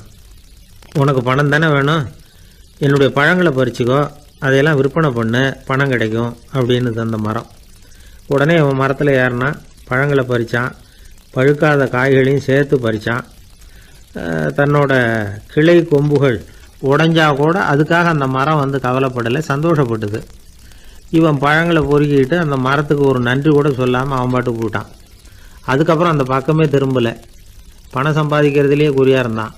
மரத்துக்கு மறுபடியும் வருத்தம். அவன் வரலையேன்னு. பல வருஷம் கழித்து அவன் வந்தான். வா மகனே, என்னை வந்து கட்டி பிடிச்சிக்கொண்டுது அந்த மரம். நான் என்ன இன்னமும் சின்ன பிள்ளையா உன்னை வந்து கட்டி பிடிச்சிக்கிறதுக்கு அப்படின்னா அவன். நான் இப்போ ஒரு வீடு கட்ட போகிறேன், அதுக்கு உன்னால் உதவ முடியுமா அப்படின்னா. என்னுடைய கிளைகளை வெட்டிக்கோ அப்படின்னுது மரம். கொஞ்ச நேரத்தில் மரத்தை அப்படியே மொட்டை அடிச்சுட்டான். மறுபடியும் கொஞ்ச காலம் கழிச்சு அந்த மனுஷன் வயசாகி ரொம்ப கிழவனாக போட்டான் அவன். அதுக்கப்புறம் வந்தான். நான் தூர தேசங்களுக்கு போய் பணம் சம்பாதிக்கணும்னு ஆசைப்பட்றேன். நான் பிரயாணம் பண்ணுறதுக்கு ஒரு படகு தேவை, அதுக்கு நீ உதவி செய்ய முடியுமான்னா. அது ஒன்றும் பெரிய பிரச்சனை இல்லை, என்னுடைய அடிமரத்தை வெட்டிக்கொண்டுது அந்த மரம். அவன் வெட்டினான், படகு செஞ்சான், போயிட்டான். இனிமேல் திரும்பி வருவானோ மாட்டானோ அது தெரியாது. ஆனால் இந்த அடிமரம் அவனுக்காக காத்துக்கிட்டு இருக்கும். ஏன்னா இது அன்பின் அடையாளம், அவன் ஆணவத்தின் அடையாளம். அன்பு வந்து கொடுக்கறதுக்கு தான் ஆசைப்படும், ஆணவம் வாங்கிறதுக்கு தான் ஆசைப்படும். இப்படி ஒரு கதையை ஒரு பெரியவர் சொல்லியிருக்கிறார். அதை வந்து நாம் சிந்திச்சு பார்க்கணும். எல்லாமே நாற்காலிக்கு ஆசைப்படாதவர்கள் அப்படின்னு சொல்லிட முடியாது. ஏன்னா நிறைய பேர் நாற்காலிக்கு ஆசைப்படுறவங்கள நாம் பார்க்குறோம். உட்கார்றதுக்கு ஒரு நாற்காலி கிடச்சிடாதா, அதோட ஒரு கால் உடஞ்சி முக்காலியாக இருந்தாலும் பரவாயில்ல, ஒரு மாதிரியாக அனுசரித்து உட்காந்துக்கலாம் அப்படின்னு அலையிறவங்க எத்தனை பேர்? இந்த காலத்தில் மட்டும்தான் அப்படின்னு இல்லை, அந்த காலத்துலேயும் இதே மாதிரி ஆசைகள் சபலங்கள் இருந்திருக்கும் போல இருக்குது. பரமசிவன் வந்து வசிஷ்டருக்கு ஒரு விசேஷமான ஆசனத்தை கொடுத்துருந்தாராம். சரி, அப்படி என்ன அதில் விசேஷம்னா, வசிஷ்டர் ஒரு குறிப்பிட்ட இடத்துக்கு போகணும்னு நினச்சி புறப்படுறாருன்னு வச்சுக்கோங்க. அவருக்கு முன்னாடியே இந்த ஆசனம் புறப்பட்டுரும். போய் ஒரு வசதியான இடமா பார்த்து இருந்துக்கும். வசிஷ்டர் போவார். அங்கே போனதும் எங்கே உட்காரலாம்ங்கிற இட பிரச்சனையெல்லாம் அவருக்கு ஏற்படுறதில்ல. அதுதான் இவருடைய இருக்கை வந்து அங்கே முன்னாடியே போய் காத்துக்கிட்டு இருக்குதே. நேராக போவார், அதில் உட்காந்துக்குவார். மற்ற முனிவர்கள்லாம் இதை பார்த்தாங்க. அவங்களுக்கு பொறாமையாக இருந்துதான். எல்லாரும் ஒரு இடத்துல கூடி இதை பற்றி பேசியிருக்கிறாங்க. என்ன இது, நாமளும் அவரை மாதிரி தானே இருக்கிறோம், இருந்தாலும் நமக்கும் அது மாதிரி ஒரு ஆசனம் கிடைக்கலையே அப்படின்னு யோசனை பண்ணியிருக்காங்க. சரி, நேராக பரமசிவன்கிட்டே போவோம், இதை பற்றி கேட்போம் அப்படின்னு நினச்சிக்கிட்டு போனாங்களாம். பரமசிவனை பார்த்துருக்குறாங்க. ஐயா, நாங்களும் முனிவர்கள் தானே, வசிஷ்டர் பண்ணுறது மாதிரி நாங்களும் உங்களை குறித்து கடும் தவம் பண்ணிக்கிட்டு தானே இருக்கிறோம். அப்படி இருக்கும்பொழுது அவருக்கு மட்டும் ஏன் இந்த விசேஷ சலுகை அப்படின்னு கேட்டிருக்காங்க. அதுக்கு பரமசிவன் சொன்னாராம், முனிவர்களே, உங்கள் கேள்விக்கு நான் பதில் சொல்கிறேன், ஆனால் அதுக்கு முன்னாடி நீங்கள் ஒரு காரியம் பண்ணணும்னாராம். என்ன செய்யணும் சொல்லுங்கன்னு இருக்காங்க. நீங்கள் ஒவ்வொருத்தரும் தனித்தனியாக போய் உங்களை விட உயர்ந்த ஒருத்தரை தேடி கண்டுபிடிச்சி அவருக்கு அதிதி பூஜை பண்ணி அவரை ஒரு மண்டலத்துக்குள்ளே என்கிட்ட அழைச்சிட்டு வந்துருங்க அப்படின்னாராம். சரின்னு எல்லாரும் புறப்பட்டுருக்காங்க. அவங்க போனதுக்கப்புறம் நந்தி தேவனை அழைச்சி வசிஷ்டரை கூப்பிட்டுக்கிட்டு வர சொன்னாராம். அவர் வந்தார், வணங்கினார். வசிஷ்டரே, இன்னையிலேருந்து ஒரு மண்டலத்துக்குள்ளே உங்களை விட தாழ்ந்தவர் ஒருத்தரை தேடி கண்டுபிடிச்சி அவருக்கு அதிதி பூஜை பண்ணி அவரை என்கிட்ட கூப்பிட்டுட்டு வாங்கன்னு விட்டார். சரின்னு இவரும் புறப்பட்டு போயிட்டார். கொஞ்ச நாள் ஆச்சு. முனிவர்கள்லாம் திரும்பி வந்தாங்க. பரமசிவன் முன்னாடி வந்து நின்னாங்க. ஐயா, எவ்வளவோ தேடி பார்த்துட்டோம், எங்களை விட உயர்ந்தவர்கள் யாருமே கிடைக்கல அப்படின்னாங்களாம். வசிஷ்டரும் வந்து சேர்ந்தார். ஐயா, எவ்வளவோ தேடி பார்த்தேன், என்னை விட தாழ்ந்தவர் யாருமே கிடைக்கல அப்படின்னாராம். அவரே தொடர்ந்து சொன்னார், என்னுடைய மனைவி எனக்கு அடங்கினவ தானே, அவளுக்காவது அதிதி பூஜை பண்ணி அழைச்சிட்டு வந்துடலாமான்னு யோசித்து பார்த்தேன். என்னோட மனசு அதுக்கும் இடம் கொடுக்கல. ஏன்னா அவளோட பதி விரதத்துக்கு முன்னாடி நாம் ஏமாத்திரம் அப்படின்னு யோசித்து பார்த்தேன். அதனால் அந்த எண்ணத்தையும் கைவிட்டுவிட்டேன் அப்படின்னு ரொம்ப வருத்தத்தோடு சொன்னாராம். இதை கேட்ட உடனே மற்ற முனிவர்களுக்கு வெக்கமாக போச்சு. இந்த உலகத்தில் நம்மளை விட மேலானவங்க யாருமே இல்லைன்னு நாம் நினச்சோம். வசிஷ்டரோ தன்னை விட தாழ்வானவங்க யாருமே இல்லைன்னு நினைக்கிறார். பரமசிவன் ஏன் அந்த ஆசனத்தை அவருக்கு மட்டும் கொடுத்தார் அப்படிங்கிற கேள்விக்கான பதில் அவங்களுக்கு கிடச்சிட்டு தான். இந்த காலத்தில் நாம் எப்படி நினைக்கிறோம்னா, எல்லாரும் நம்மளை விட மட்டமானவங்கன்னு நினைக்கிறோம். அதனால் நாம் மட்டும் நாற்காலியில் உட்காந்தா போதும் அப்படின்னு நினைக்கிறோம். ஏமாந்து போனவங்க சந்தர்ப்பம் பார்த்து காலை வாரி விட்டுறாங்க, கீழே விழுந்து காலை உடச்சிக்கிறோம். அதுதான் இன்றைக்கி நடக்கிறது. ஒரு அம்மா தன்னோட வீட்டுக்காரரை ஒரு மனோதத்துவ டாக்டர்கிட்ட அழைச்சிட்டு போனாங்களாம். என்ன ப்ராப்ளம்னு கேட்டிருக்கார் டாக்டர். எங்கள் வீட்டுக்காரர் அடிக்கடி நாற்காலியில் உட்காந்து காலை உடச்சிக்கிறார் அப்படின்னாங்களாம். அப்படின்னா அந்த நாற்காலியில் தான் ஏதோ கோளாறு அப்படின்னாரான் டாக்டர். அப்படி இருக்க முடியாது டாக்டர் அப்படின்னாங்களாம் அந்த அம்மா. அது எப்படி அவ்வளோ உறுதியாக சொல்கிறீங்கன்னு கேட்டிருக்கார் அந்த டாக்டர். எங்கள் வீட்டில் நாற்காலியே கிடையாது டாக்டர், இவர் இருக்கிறதா நினச்சிக்கிட்டு உட்கார்றார், அதுதான் ப்ராப்ளம். ஒரே ஒரு ஊரில் ஒரு ராஜா இருந்தார், ரொம்ப நல்லவர். ஒரு நாள் அரண்மனையில் விசாரணை நடந்துக்கிட்டு இருக்குது. அதில் ஒரு வழக்கு. ஒரு விவசாயி வந்து புகார் கொடுக்குறார். என்ன புகார்னா, அவர் வயலில் ஆடுகள் வந்து மேய்ஞ்சி பயிரை அழிச்சுட்டுது. நிறைய உழைச்சி செலவு பண்ணி பயிரை உண்டாக்கி வச்சுருந்தேன், எல்லாம் போயிட்டுது. இனிமேல் நான் என்ன செய்கிறது, நீங்கள் தான் சரியான தீர்ப்பு வழங்கணும் அப்படின்னார் அந்த விவசாயி. அந்த ஆடுகளுக்கு சொந்தக்காரர் யாருன்னு கண்டுபிடிச்சி அரண்மனைக்கு அழைச்சிட்டு வாங்கன்னு உத்தரவு போட்டார் ராஜா. சேவகர்கள் போனாங்க, ஆளை கண்டுபிடிச்சாங்க, கூப்பிட்டுக்கிட்டு அரண்மனைக்கு வந்துட்டாங்க. ராஜா விசாரணை பண்ணார். அப்புறம் விசாரித்து முடிச்சுவிட்டு தீர்ப்பு வழங்கினார். இந்த விவசாயி அடைந்திருக்கிற இழப்புக்கு ஈடாக உன்னுடைய ஆடுகளை அவங்ககிட்ட கொடுத்துட வேண்டியது அப்படின்னு சொல்லிவிட்டார். உன்கிட்ட இருக்கிற ஆடு பூரா அவன்கிட்ட கொடுத்துரு, அந்த ஆட்டுனால் ஏற்பட்ட இழப்பு சரியாக போகட்டும் அப்படின்னு தீர்ப்பு வழங்கிட்டார். அந்த மன்னருடைய மகன் இதை பார்த்துக்கிட்டே உட்காந்துருந்தான். இந்த தீர்ப்பை இன்னும் கூட சிறப்பாக வழங்கலாமே அப்படின்னு நினச்சான். அப்பாக்கிட்ட சொன்னான். உடனே அந்த அரசர், சரி நீயே இதுக்கு சரியான தீர்ப்பு சொல்லு அப்படின்னார். அந்த இளவரசன் தீர்ப்பு சொல்கிறான். அவன் சொன்ன தீர்ப்பு என்னன்னா, உங்ககிட்ட இருக்கிற ஆடுகள் எல்லாத்தையும் 1 வருஷ காலத்துக்கு அந்த விவசாயிகிட்ட ஒப்படைச்சிட வேண்டியது. அந்த 1 வருஷத்துக்குள்ள அந்த ஆடுகள் போடுற குட்டிகள், பால், எரு எல்லாம் விவசாயி எடுத்துக்க வேண்டியது. 1 வருஷத்துக்கு அப்புறம் உங்களுடைய ஆடுகளை நீங்களே திருப்பி வாங்கிக்க வேண்டியது. இதுதான் இளவரசன் சொன்ன தீர்ப்பு. இது சரியான தீர்ப்பு தான். இனிமேல் என்னுடைய அரச பொறுப்புகளை இளவரசர் வசம் ஒப்படைக்கிறேன் அப்படின்னு சொல்லி ஒப்படைச்சுட்டாராம். அதாவது தாவூத் நபி, சுலைமான் நபி இவர்களுடைய சரித்திரத்தில் இந்த சம்பவம் காணப்படுறதாக ஒரு நண்பர் சொன்னார். ஒரு தண்டனையை பெறுகிறவன் அதுக்கு பிறகு சமூகத்தில் நல்ல விதமாக வாழறதுக்கு வாய்ப்பு இருக்கிறது மாதிரி அமையணும் தீர்ப்பு. அதுக்கு இது ஒரு உதாரணம்.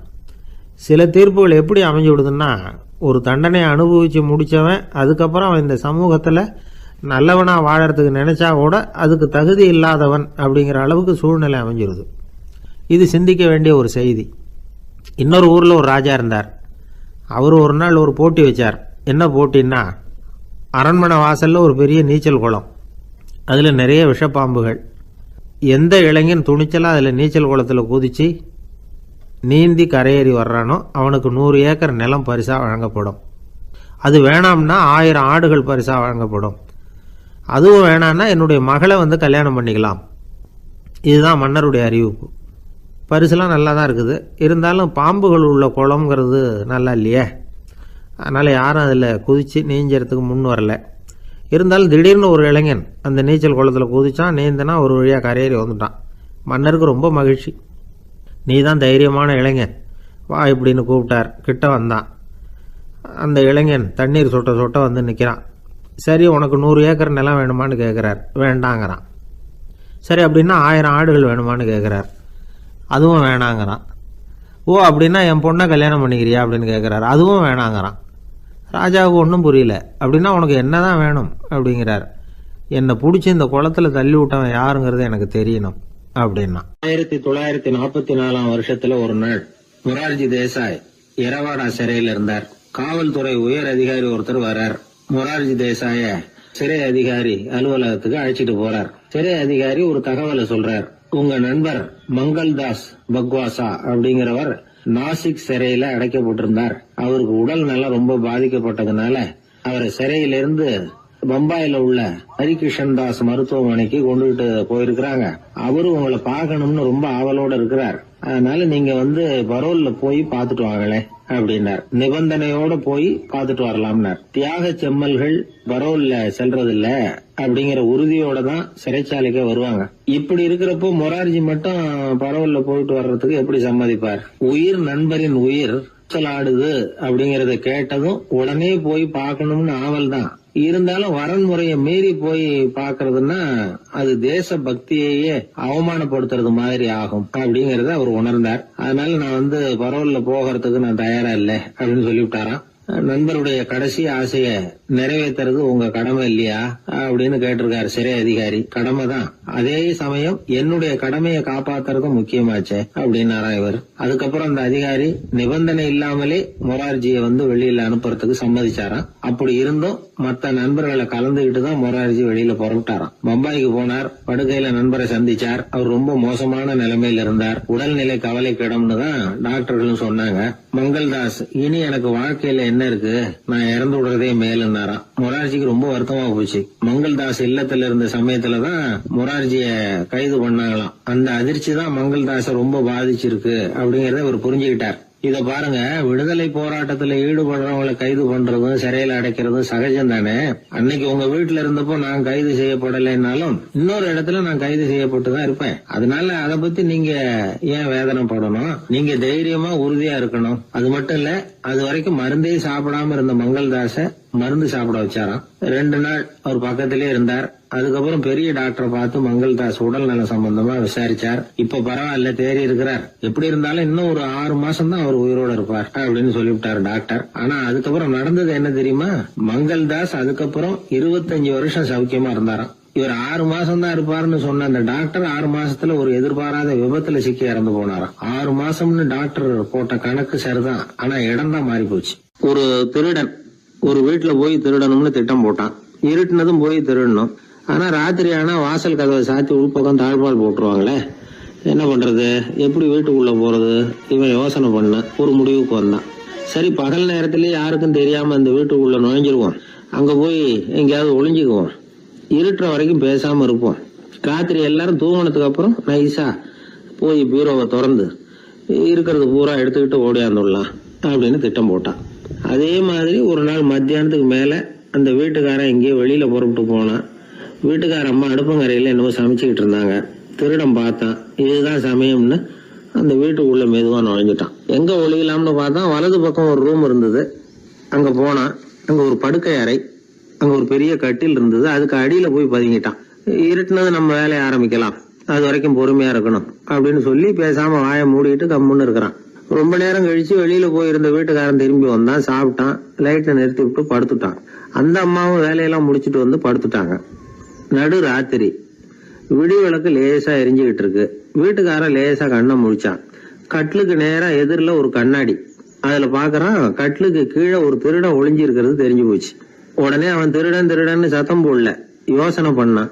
மேஜையில இருக்கிற கத்தி எடுத்து கையில வச்சுக்குவோமா அப்படின்னு யோசனை பண்ணான்.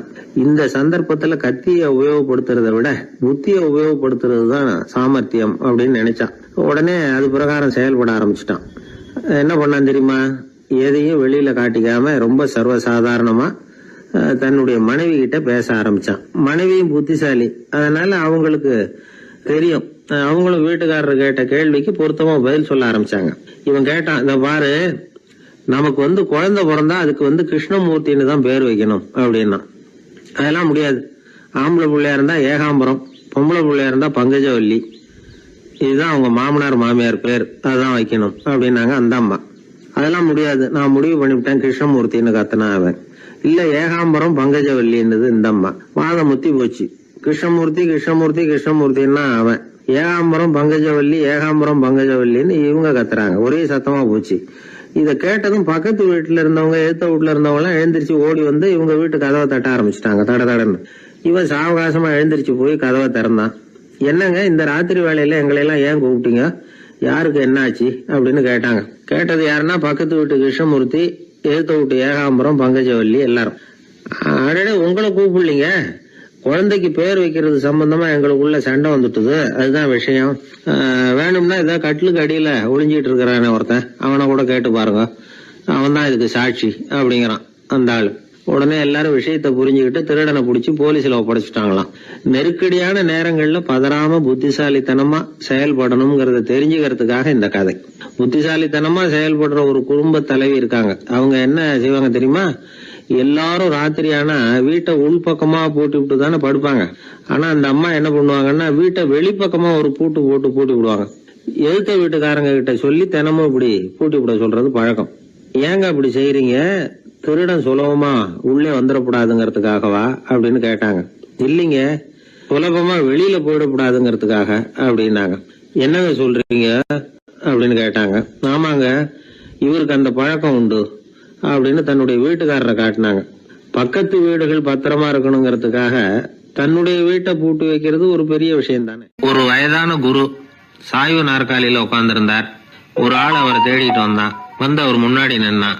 ஐயா, நான் உங்களுக்கு சீடனா ஆயிடலாம்னு நினைக்கிறேன் அப்படின்னா. அந்த குரு நிமிந்து பார்த்தார். இத பாருப்பா, அது அவ்வளவு சுலபமான வேலை இல்ல.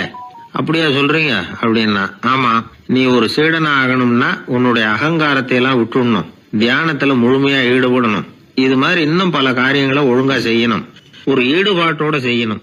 அது மட்டும் இல்ல, இதெல்லாம் தொடர்ந்து நீண்ட நாட்களுக்கு செய்ய வேண்டியிருக்கும். அப்படி உன்னால முடியுமா அப்படின்னார். வந்தவன் யோசிக்க ஆரம்பிச்சான். சீடனாகிறதுலேயே இவ்வளவு சிரமம் இருக்குங்கிறது அவனுக்கு தெரியாது. யோசிச்சுக்கிட்டே அந்த குருவை பார்த்தான். அவர் சாய்வு நாற்காலியில் இருந்த நிலைமைய பார்த்தான். சரிங்க சுவாமி, சீடனாகிறது இவ்வளவு கஷ்டம்னா அது வேணாம், அதுக்கு பதிலா உங்களை மாதிரி ஒரு குருவாயிடுறனே அப்படின்னா. குரு சிரிச்சார். நீ சொல்றது சரிதான், குருவாகிறது சுலபமான வேலைதான் அப்படின்னார். இதை கேட்டதும் அந்த ஆளுக்கு ஏகப்பட்ட சந்தோஷம். கஷ்டப்படாம குருவாயிடலாம் போல இருக்குதே அப்படின்னு கணக்கு போட்டான். பிறகு அந்த குரு சொன்னார், நீ குருவாயிட்டா பல சீடர்களுக்கு தலைவனா ஆகணும், அவங்கள வழி நடத்தி செல்லணும். அது கஷ்டமாச்சே. ஏன்னா பல பேர் கோவப்படுறவங்களா இருப்பாங்க, சில சமயம் சண்டை கூட போட்டுக்குவாங்க, சொல்றத கேட்க மாட்டாங்க, பணிவு இருக்காது. இப்படிப்பட்டவங்களை எல்லாம் சமாளிக்கிறதுங்கிறது ரொம்ப ஆபத்தான விஷயமாச்சேன்னார். என்ன சுவாமி, இப்ப கொஞ்ச நேரத்துக்கு முன்னாடி தானே சொன்னீங்க குருவாகிறது சுலபம்னு அப்படின்னா. ஆமா, அது சரிதான். இப்ப என்னையே பாரு, நான் எவ்வளவு ஓய்வா இருக்கிறேன். ஆனா ஒண்ணு, ஒருத்தன் பல சீடர்களை வந்து வழி நடத்தி செல்லணும், அல்லது ஒரு சீடன் ஆயிடணும். இப்படி ரெண்டுல ஒண்ணு ஆனாதான் நல்லது அப்படின்னாரு அவரு. அவன் இப்ப ரொம்ப குழம்பி போயிட்டான். ஏன்னா மாத்தி மாத்தி ஒவ்வொரு விதமா சொல்றாருன்னு. சுவாமி, நீங்க சொல்றத பார்த்தா ரெண்டுமே கஷ்டமான காரியமா தான் தோணுது. என்ன முடிவு எடுக்கிறதுன்னு எனக்கு புரியல. அதனால உங்களுடைய அபிப்பிராயம் என்ன, அதை சொல்லுங்க அப்படின்னு கேட்டான். இப்ப அந்த குரு சொன்னார், நீ பல சீடர்களின் தொல்லைகளுக்கு ஆளாகிறத விட நீயே முதல்ல சீடனாகி தொல்லைப்படுறதுதான் சரியா இருக்கும். ஏன்னா அப்ப நீ உன்னுடைய பிரச்சனையை மட்டும்தான் கவனிக்க வேண்டியிருக்கும். குரு ஆயிட்டீன்னா பல பேருடைய பிரச்சனையில தலையிட வேண்டியிருக்கும் அப்படின்னார். ஒரு உண்மையான குருவுக்கும் சீடனுக்கும் உள்ள உறவுங்கிறது ரொம்ப பயன் கருதாத ஒரு அன்பு கலப்பு. ரெண்டு இயற்கையான முழுமை நெருங்கி வந்து ஒன்றோட ஒன்று கலக்கிறது. நீங்க கேள்வி கேட்டா எப்படி அது முழுமை இருக்க முடியும்? அதுல முழுமைங்கிறது ஒரு அமைதியான நிலை. இந்த காலத்து குரு சீடர்கள்லாம் வேற மாதிரி. ஒரு குரு தன் சீடன் கிட்ட சொன்னார், இந்த பாருப்பா, நீ இந்த உலகத்துல எதுக்கும் பிரயோஜனப்பட மாட்ட, பன்றி மேய்க்கிறது கூட லாயக்கில்லை அப்படின்னார். அப்படின்னா ஒண்ணு செய்யறேன் அப்படின்னா சீடன். என்ன பண்ணுவேன்னு கேட்டிருக்காரு குரு.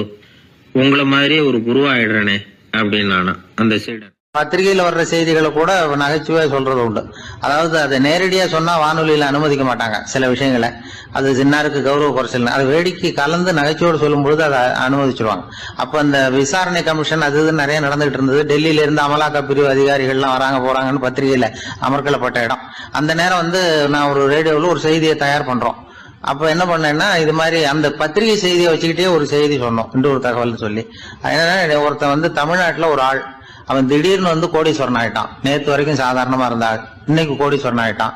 டெல்லியில இருந்து 2 அதிகாரிகள் வராங்க, எப்படி அவன் பணம் சேர்த்தான்னு கண்டுபிடிக்கிறதுக்கு. அவனை கூப்பிட்டு 2 அதிகாரிகளும் எப்படிடா பணம் சேர்த்த? நான் ஒன்னும் தப்பான வழியில பணம் சேர்க்கல சார், நான் வந்து பந்தயம் கட்டியே பணக்காரன் ஆயிட்டேன். பந்தயம் கட்டியே எப்படிடா பணக்காரன் ஆக முடியும் அப்படின்னா, நீங்க நம்புங்க சார், நான் பந்தயம் கட்டி தான் பணக்காரன், தப்பான வழியில சேரல சார். பந்தயம் கட்டி எப்படிடா கோடீஸ்வரன் ஆனேன் அப்படின்னா, நாங்க நம்ப முடியாதுன்றான் விசாரிக்க வந்தவன். அப்படின்னா உங்ககிட்ட ஒரு பந்தயம் கட்டட்டுமான்றான் விசாரிக்க வந்தவன்ட்டிய. என்னடா பந்தயம் அப்படின்னா, ஒண்ணுமில்ல சார், இது என் கண்ணு, இது என் பல்லு, என் கண்ணை என் பல்லாலேயே கடிக்கிறேன், எவ்வளவு பந்தயம். விசாரிக்க வந்தா 100 ரூபாய் எடுத்து வச்சான், இதை ப்ரூவ் பண்றான்னு. அப்படியே கண்ணை எடுத்துட்டான். அது பளிங்கு கண்ணு, ஏற்கனவே ஒரு கண்ணு பளிங்கு கண்ணு வச்சுனா எடுத்து கடிச்சு விட்டான். இது விசாரிக்க வந்தாலும் 100 ரூபாய் விட்டுட்டு நிக்கிறான். எப்படி பணம் சேர்த்தான்னு வந்தவன். உடனே இன்னொருத்தன், இவன்ட்ட என்னடா பேச்சு கொடுக்காரா, நம்ம பணம் தான் அங்க போயிட்டு இருக்கு, உனக்கு விசாரிக்க தெரியல, போடா நான் விசாரிக்கிறேன்னு அடுத்த வந்தான். அது நீ ஒழுங்கா சொல்றேன், எப்படிடா பணம் சேர்த்தேன் சார், நீங்க கொஞ்சம் புத்திசாலியா தெரியுது அவரை விட, நீங்களாவது நம்புங்க சார், பந்தயம் கட்டி தான் பணம் சேர்த்தேன், நான் நம்ப முடியாது. அப்படின்னா உங்ககிட்ட இன்னொரு பந்தயம் கட்டட்டுமா அப்படின்றான். வேண்டாம், அவனை ஏமாத்தி விட்டேன் அதனால வேண்டான்றான். இல்ல சார், அவரு ஏமாந்தது பொய் கண்ணு, பளிங்கு கண்ணுன்னு தெரியாது, ஏமாந்துட்டார். இப்போ உங்ககிட்ட பந்தயம் கட்டது நெஜம் கண்ணு, இந்த பக்கம் பளிங்கு கண்ணு கிடையாது, நெஜம் கண்ணு, இதை பல்லால கடிக்கிறேன் அப்படின்னா அவன் ஒரு 100 ரூபாய் எடுத்து வச்சான். இவன் அப்படியே பல்செட்டை கேட்டினான் தனியா, அப்படியே கேட்டு கடிச்சு விட்டான்.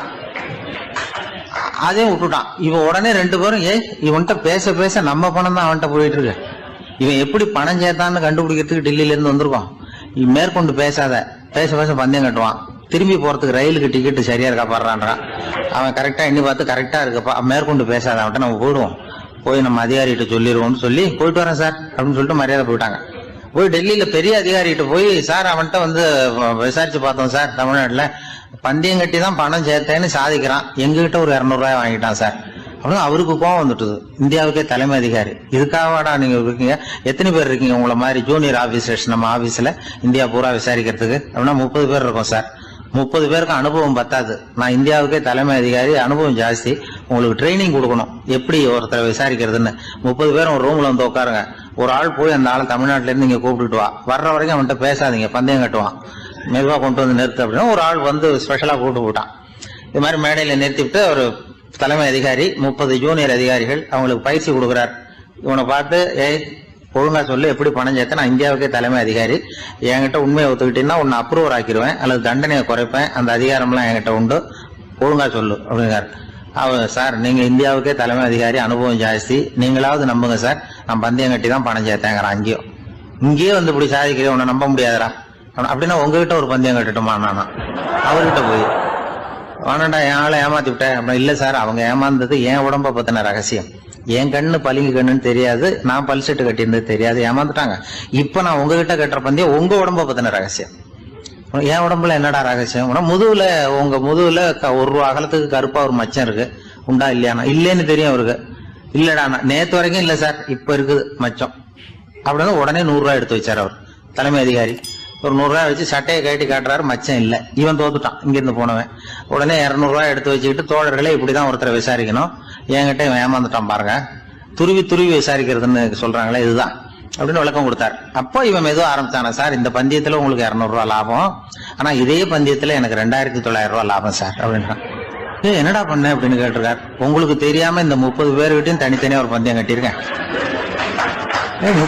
30 பேர்கிட்ட என்னடா பந்தயம் கட்டினேன், ஒண்ணும் இல்ல சார், உங்க எல்லாரும் முன்னாடியும் உங்க மேல் அதிகாரியை சட்டையை கேட்ட வைக்கிறேன், உங்களுக்கு பந்தயம் கட்டினேன், போயிட்டு பூரா எனக்கு 2900 ரூபாய் லாபம். அவரு பார்த்தா அதிர்ச்சி ஆயிட்டாரு தலைமை.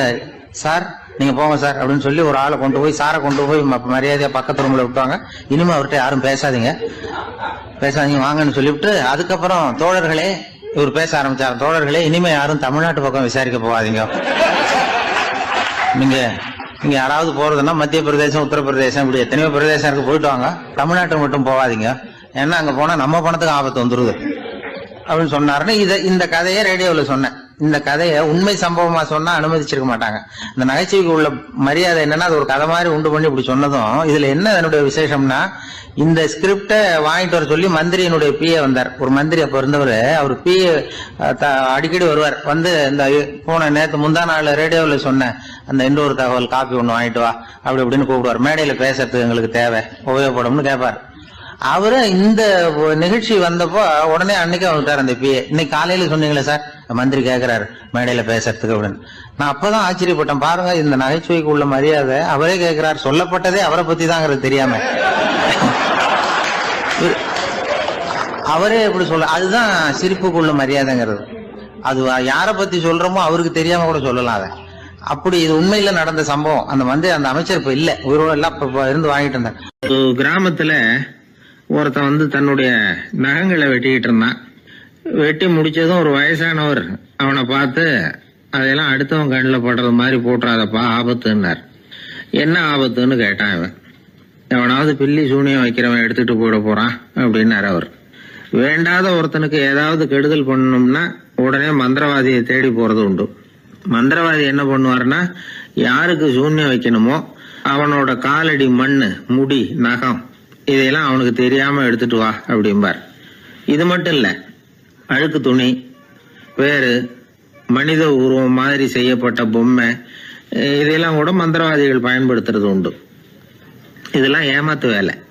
மனிதனுடைய முடி, நகம் இதெல்லாம் வெட்ட வெட்ட வளருது இல்லையா, அதனால அதுக்குள்ள உயிர் இருக்கிறதாக ஆதி மனிதர்கள் நம்பி இருப்பாங்க. அதனால மனுஷங்கிட்ட இருந்து அதெல்லாம் பிரிக்கப்பட்ட பிறகும் கூட அதுகளுக்கும் அந்த மனுஷனுக்கும் தொடர்பு இருக்கிறதாக அவங்க நம்பினாங்க. அந்த நம்பிக்கை தொடர்ந்து வந்து அதோட விளைவாதான் இன்னைக்கு மந்திரவாதிகள் நகத்தையும் முடியையும் எடுக்கிறாங்க. அந்த நகத்துக்கும் முடிக்கும் ஒரு பாதிப்பை உண்டாக்குனா அது சம்பந்தப்பட்டவனுக்கு போய் சேரும் அப்படிங்கிறது அவங்க நினைப்பு. அவ்வளவுதான் விஷயம். இது மாதிரி நம்பிக்கைகள் தான் இன்னைக்கு நகம், முடி இதையெல்லாம் மத்தவங்க கண்ணுல படும்படி போடக்கூடாது அப்படிங்கிற வழக்கத்தை உண்டாகி விட்டுது.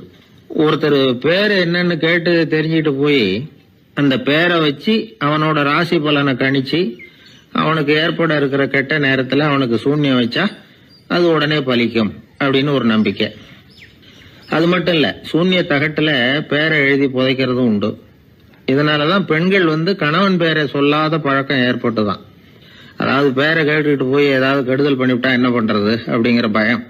அப்படி ஆரம்பிச்ச பழக்கம்தான் இன்னைக்கு ஏதோ மரியாதைக்காக கணவன் பேரை பிறர் முன்னிலையில சொல்றது இல்லை அப்படிங்கிறது மாதிரி ஆயிட்டுது. மந்திரவாதிகள் நம்ம ஊர்ல மட்டும்தான் இருக்கிறாங்கன்னு நினைக்காதீங்க, உலகம் பூரா உண்டு. பிசி தீவில் வாழக்கூடிய மக்கள் என்ன செய்வாங்களாம் தெரியுமா? இது மாதிரி மாந்திரீகம், செய்வன, பில்லி, சூனியம் இதெல்லாம் தங்களை பாதிக்காம இருக்கிறதுக்காக வீட்டை சுத்தி அகழி வெட்டி அதுல தண்ணீரை நிரப்பி வச்சிருவாங்களாம்.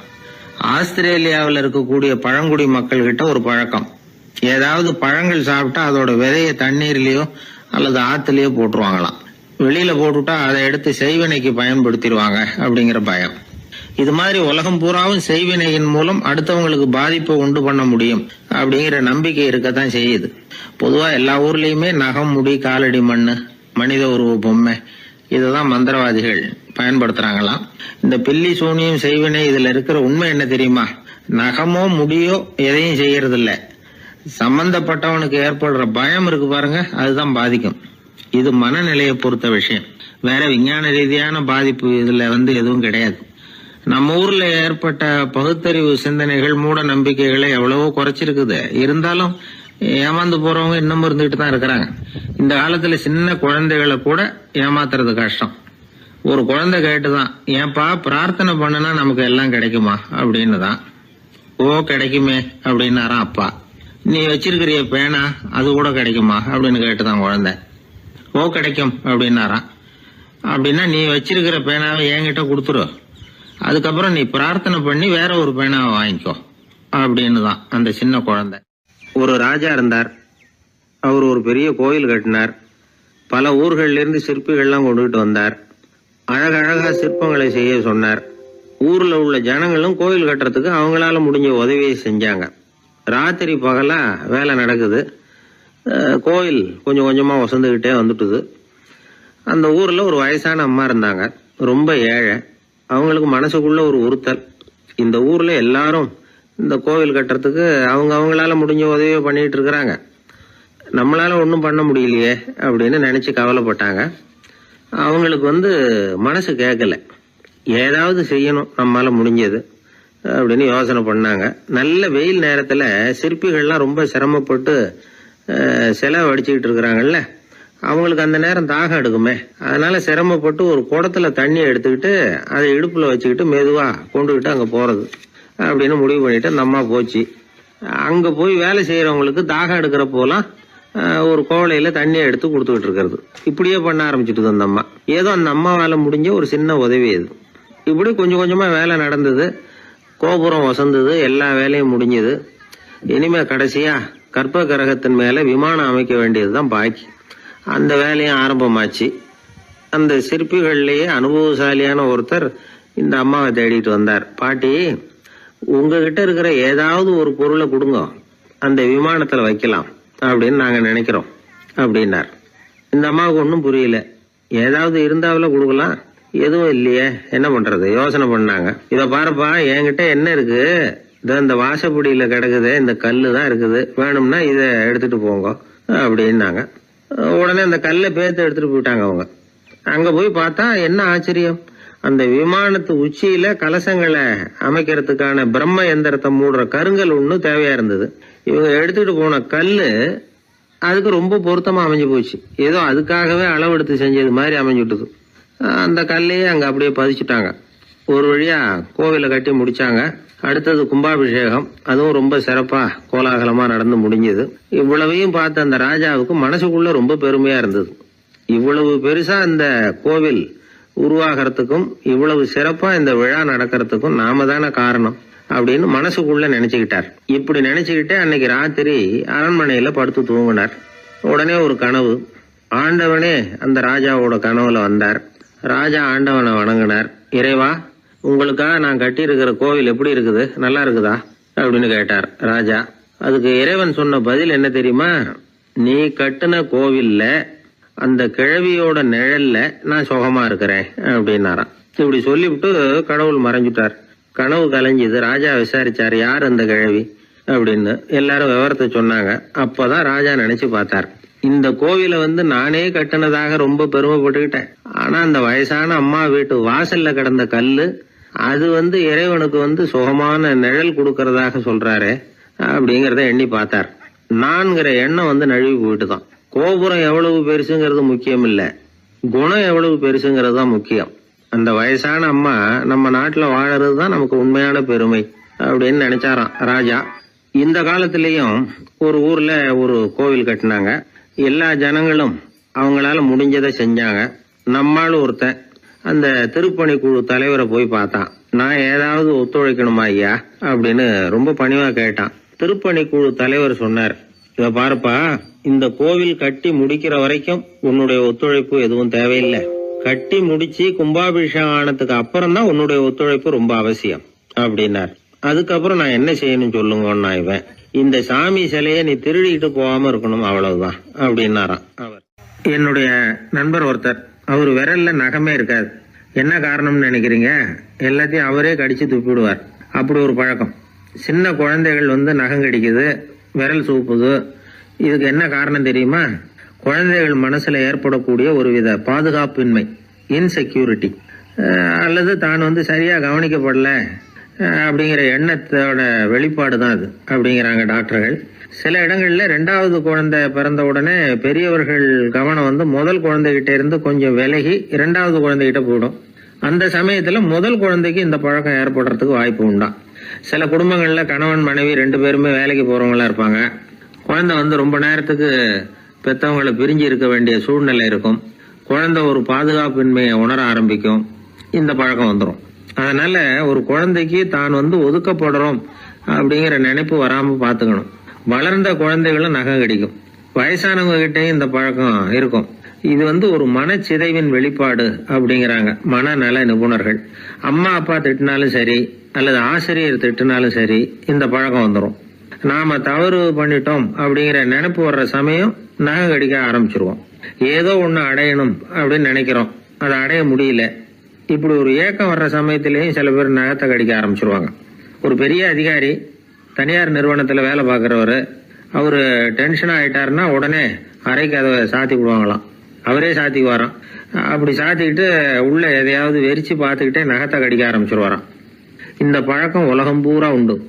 நகம் கடிக்கிறவங்களை அந்த பழக்கத்திலிருந்து மீட்கிறதுக்கு என்ன வழி அப்படின்னு லண்டன்ல உள்ள அழகியல் நிறுவன நிபுணர்கள் யோசனை பண்ணி பார்த்துருக்குறாங்க. சில ஆய்வுகள் பண்ணி பார்த்தாங்களாம். அவங்க என்ன பண்ணாங்க தெரியுமா? நகம் கடிக்கிற பழக்கம் உள்ளவங்களையெல்லாம் தேடி பிடிச்சாங்க. அவங்களையெல்லாம் 3 பிரிவா பிரிச்சுக்கிட்டாங்க. ஒரு பிரிவு கிட்ட என்ன சொன்னாங்கன்னா, உங்களுக்கு நகத்தை கடிக்கணுங்கிற நினைப்பு வர்றப்போவெல்லாம் டைரி எழுத ஆரம்பிச்சிருங்க அப்படின்னாங்களாம். இன்னொரு பிரிவு கிட்ட, உங்களுக்கு அந்த நினைப்பு வர்றப்போவெல்லாம் உங்க நகத்துக்கு வண்ணம் பூச ஆரம்பிச்சிருங்க, அழகுபடுத்த ஆரம்பிச்சிருங்க, நெயில் பாலிஷ் போடுறாங்களே அது மாதிரி. அப்படி ஒரு யோசனை சொல்லியிருக்காங்க. 3வது குழுவினர்கிட்ட, உங்களுக்கு நகத்தை கடிக்கணுங்கிற எண்ணம் வர்றப்போவெல்லாம் விரல்களை இறுக்கமா மூடி வச்சுக்கிட்டு வேற விஷயங்கள்ல கவனம் செலுத்துங்க அப்படின்னு சொன்னாங்களாம். இப்படி 3 வித முயற்சி பண்ணி பார்த்ததுல கடைசியா அவங்க என்ன கண்டுபிடிச்சாங்க தெரியுமா? 3வது குழு செஞ்சதுல நல்ல பலன் கிடைச்சதாம். அதாவது நகம் தெரியாதபடிக்கு விரலை இறுக மூடிக்கிட்டு வச்சுக்கிட்டோம்னா அந்த பழக்கம் மாறுதான். அப்படி இருந்தவங்க கிட்ட இந்த நகம் கடிக்கிற பழக்கம் மெதுவா குறைஞ்சு போச்சான். அதனால நகம் கடிக்கிற பழக்கம் உள்ளவங்க இதை முயற்சி பண்ணி பார்க்கலாம். ஒரு ஆள் இருந்தார், அவருக்கு எப்ப பார்த்தாலும் நகத்தை கடிச்சுக்கிட்டே இருக்கணும், அப்படி ஒரு பழக்கம். அதனால அவர் விரல்ல எப்பவும் நகம் இருக்கிறது இல்ல, விரல் இருக்கிறதே பெரிய ஆச்சரியம். அவருக்கு திடீர்னு உடம்புல அரிப்பு, சொரிஞ்சிக்க முடியல, அரிப்பும் நிக்கல. 1 வாரம் தொடர்ந்து கஷ்டப்பட்டார்.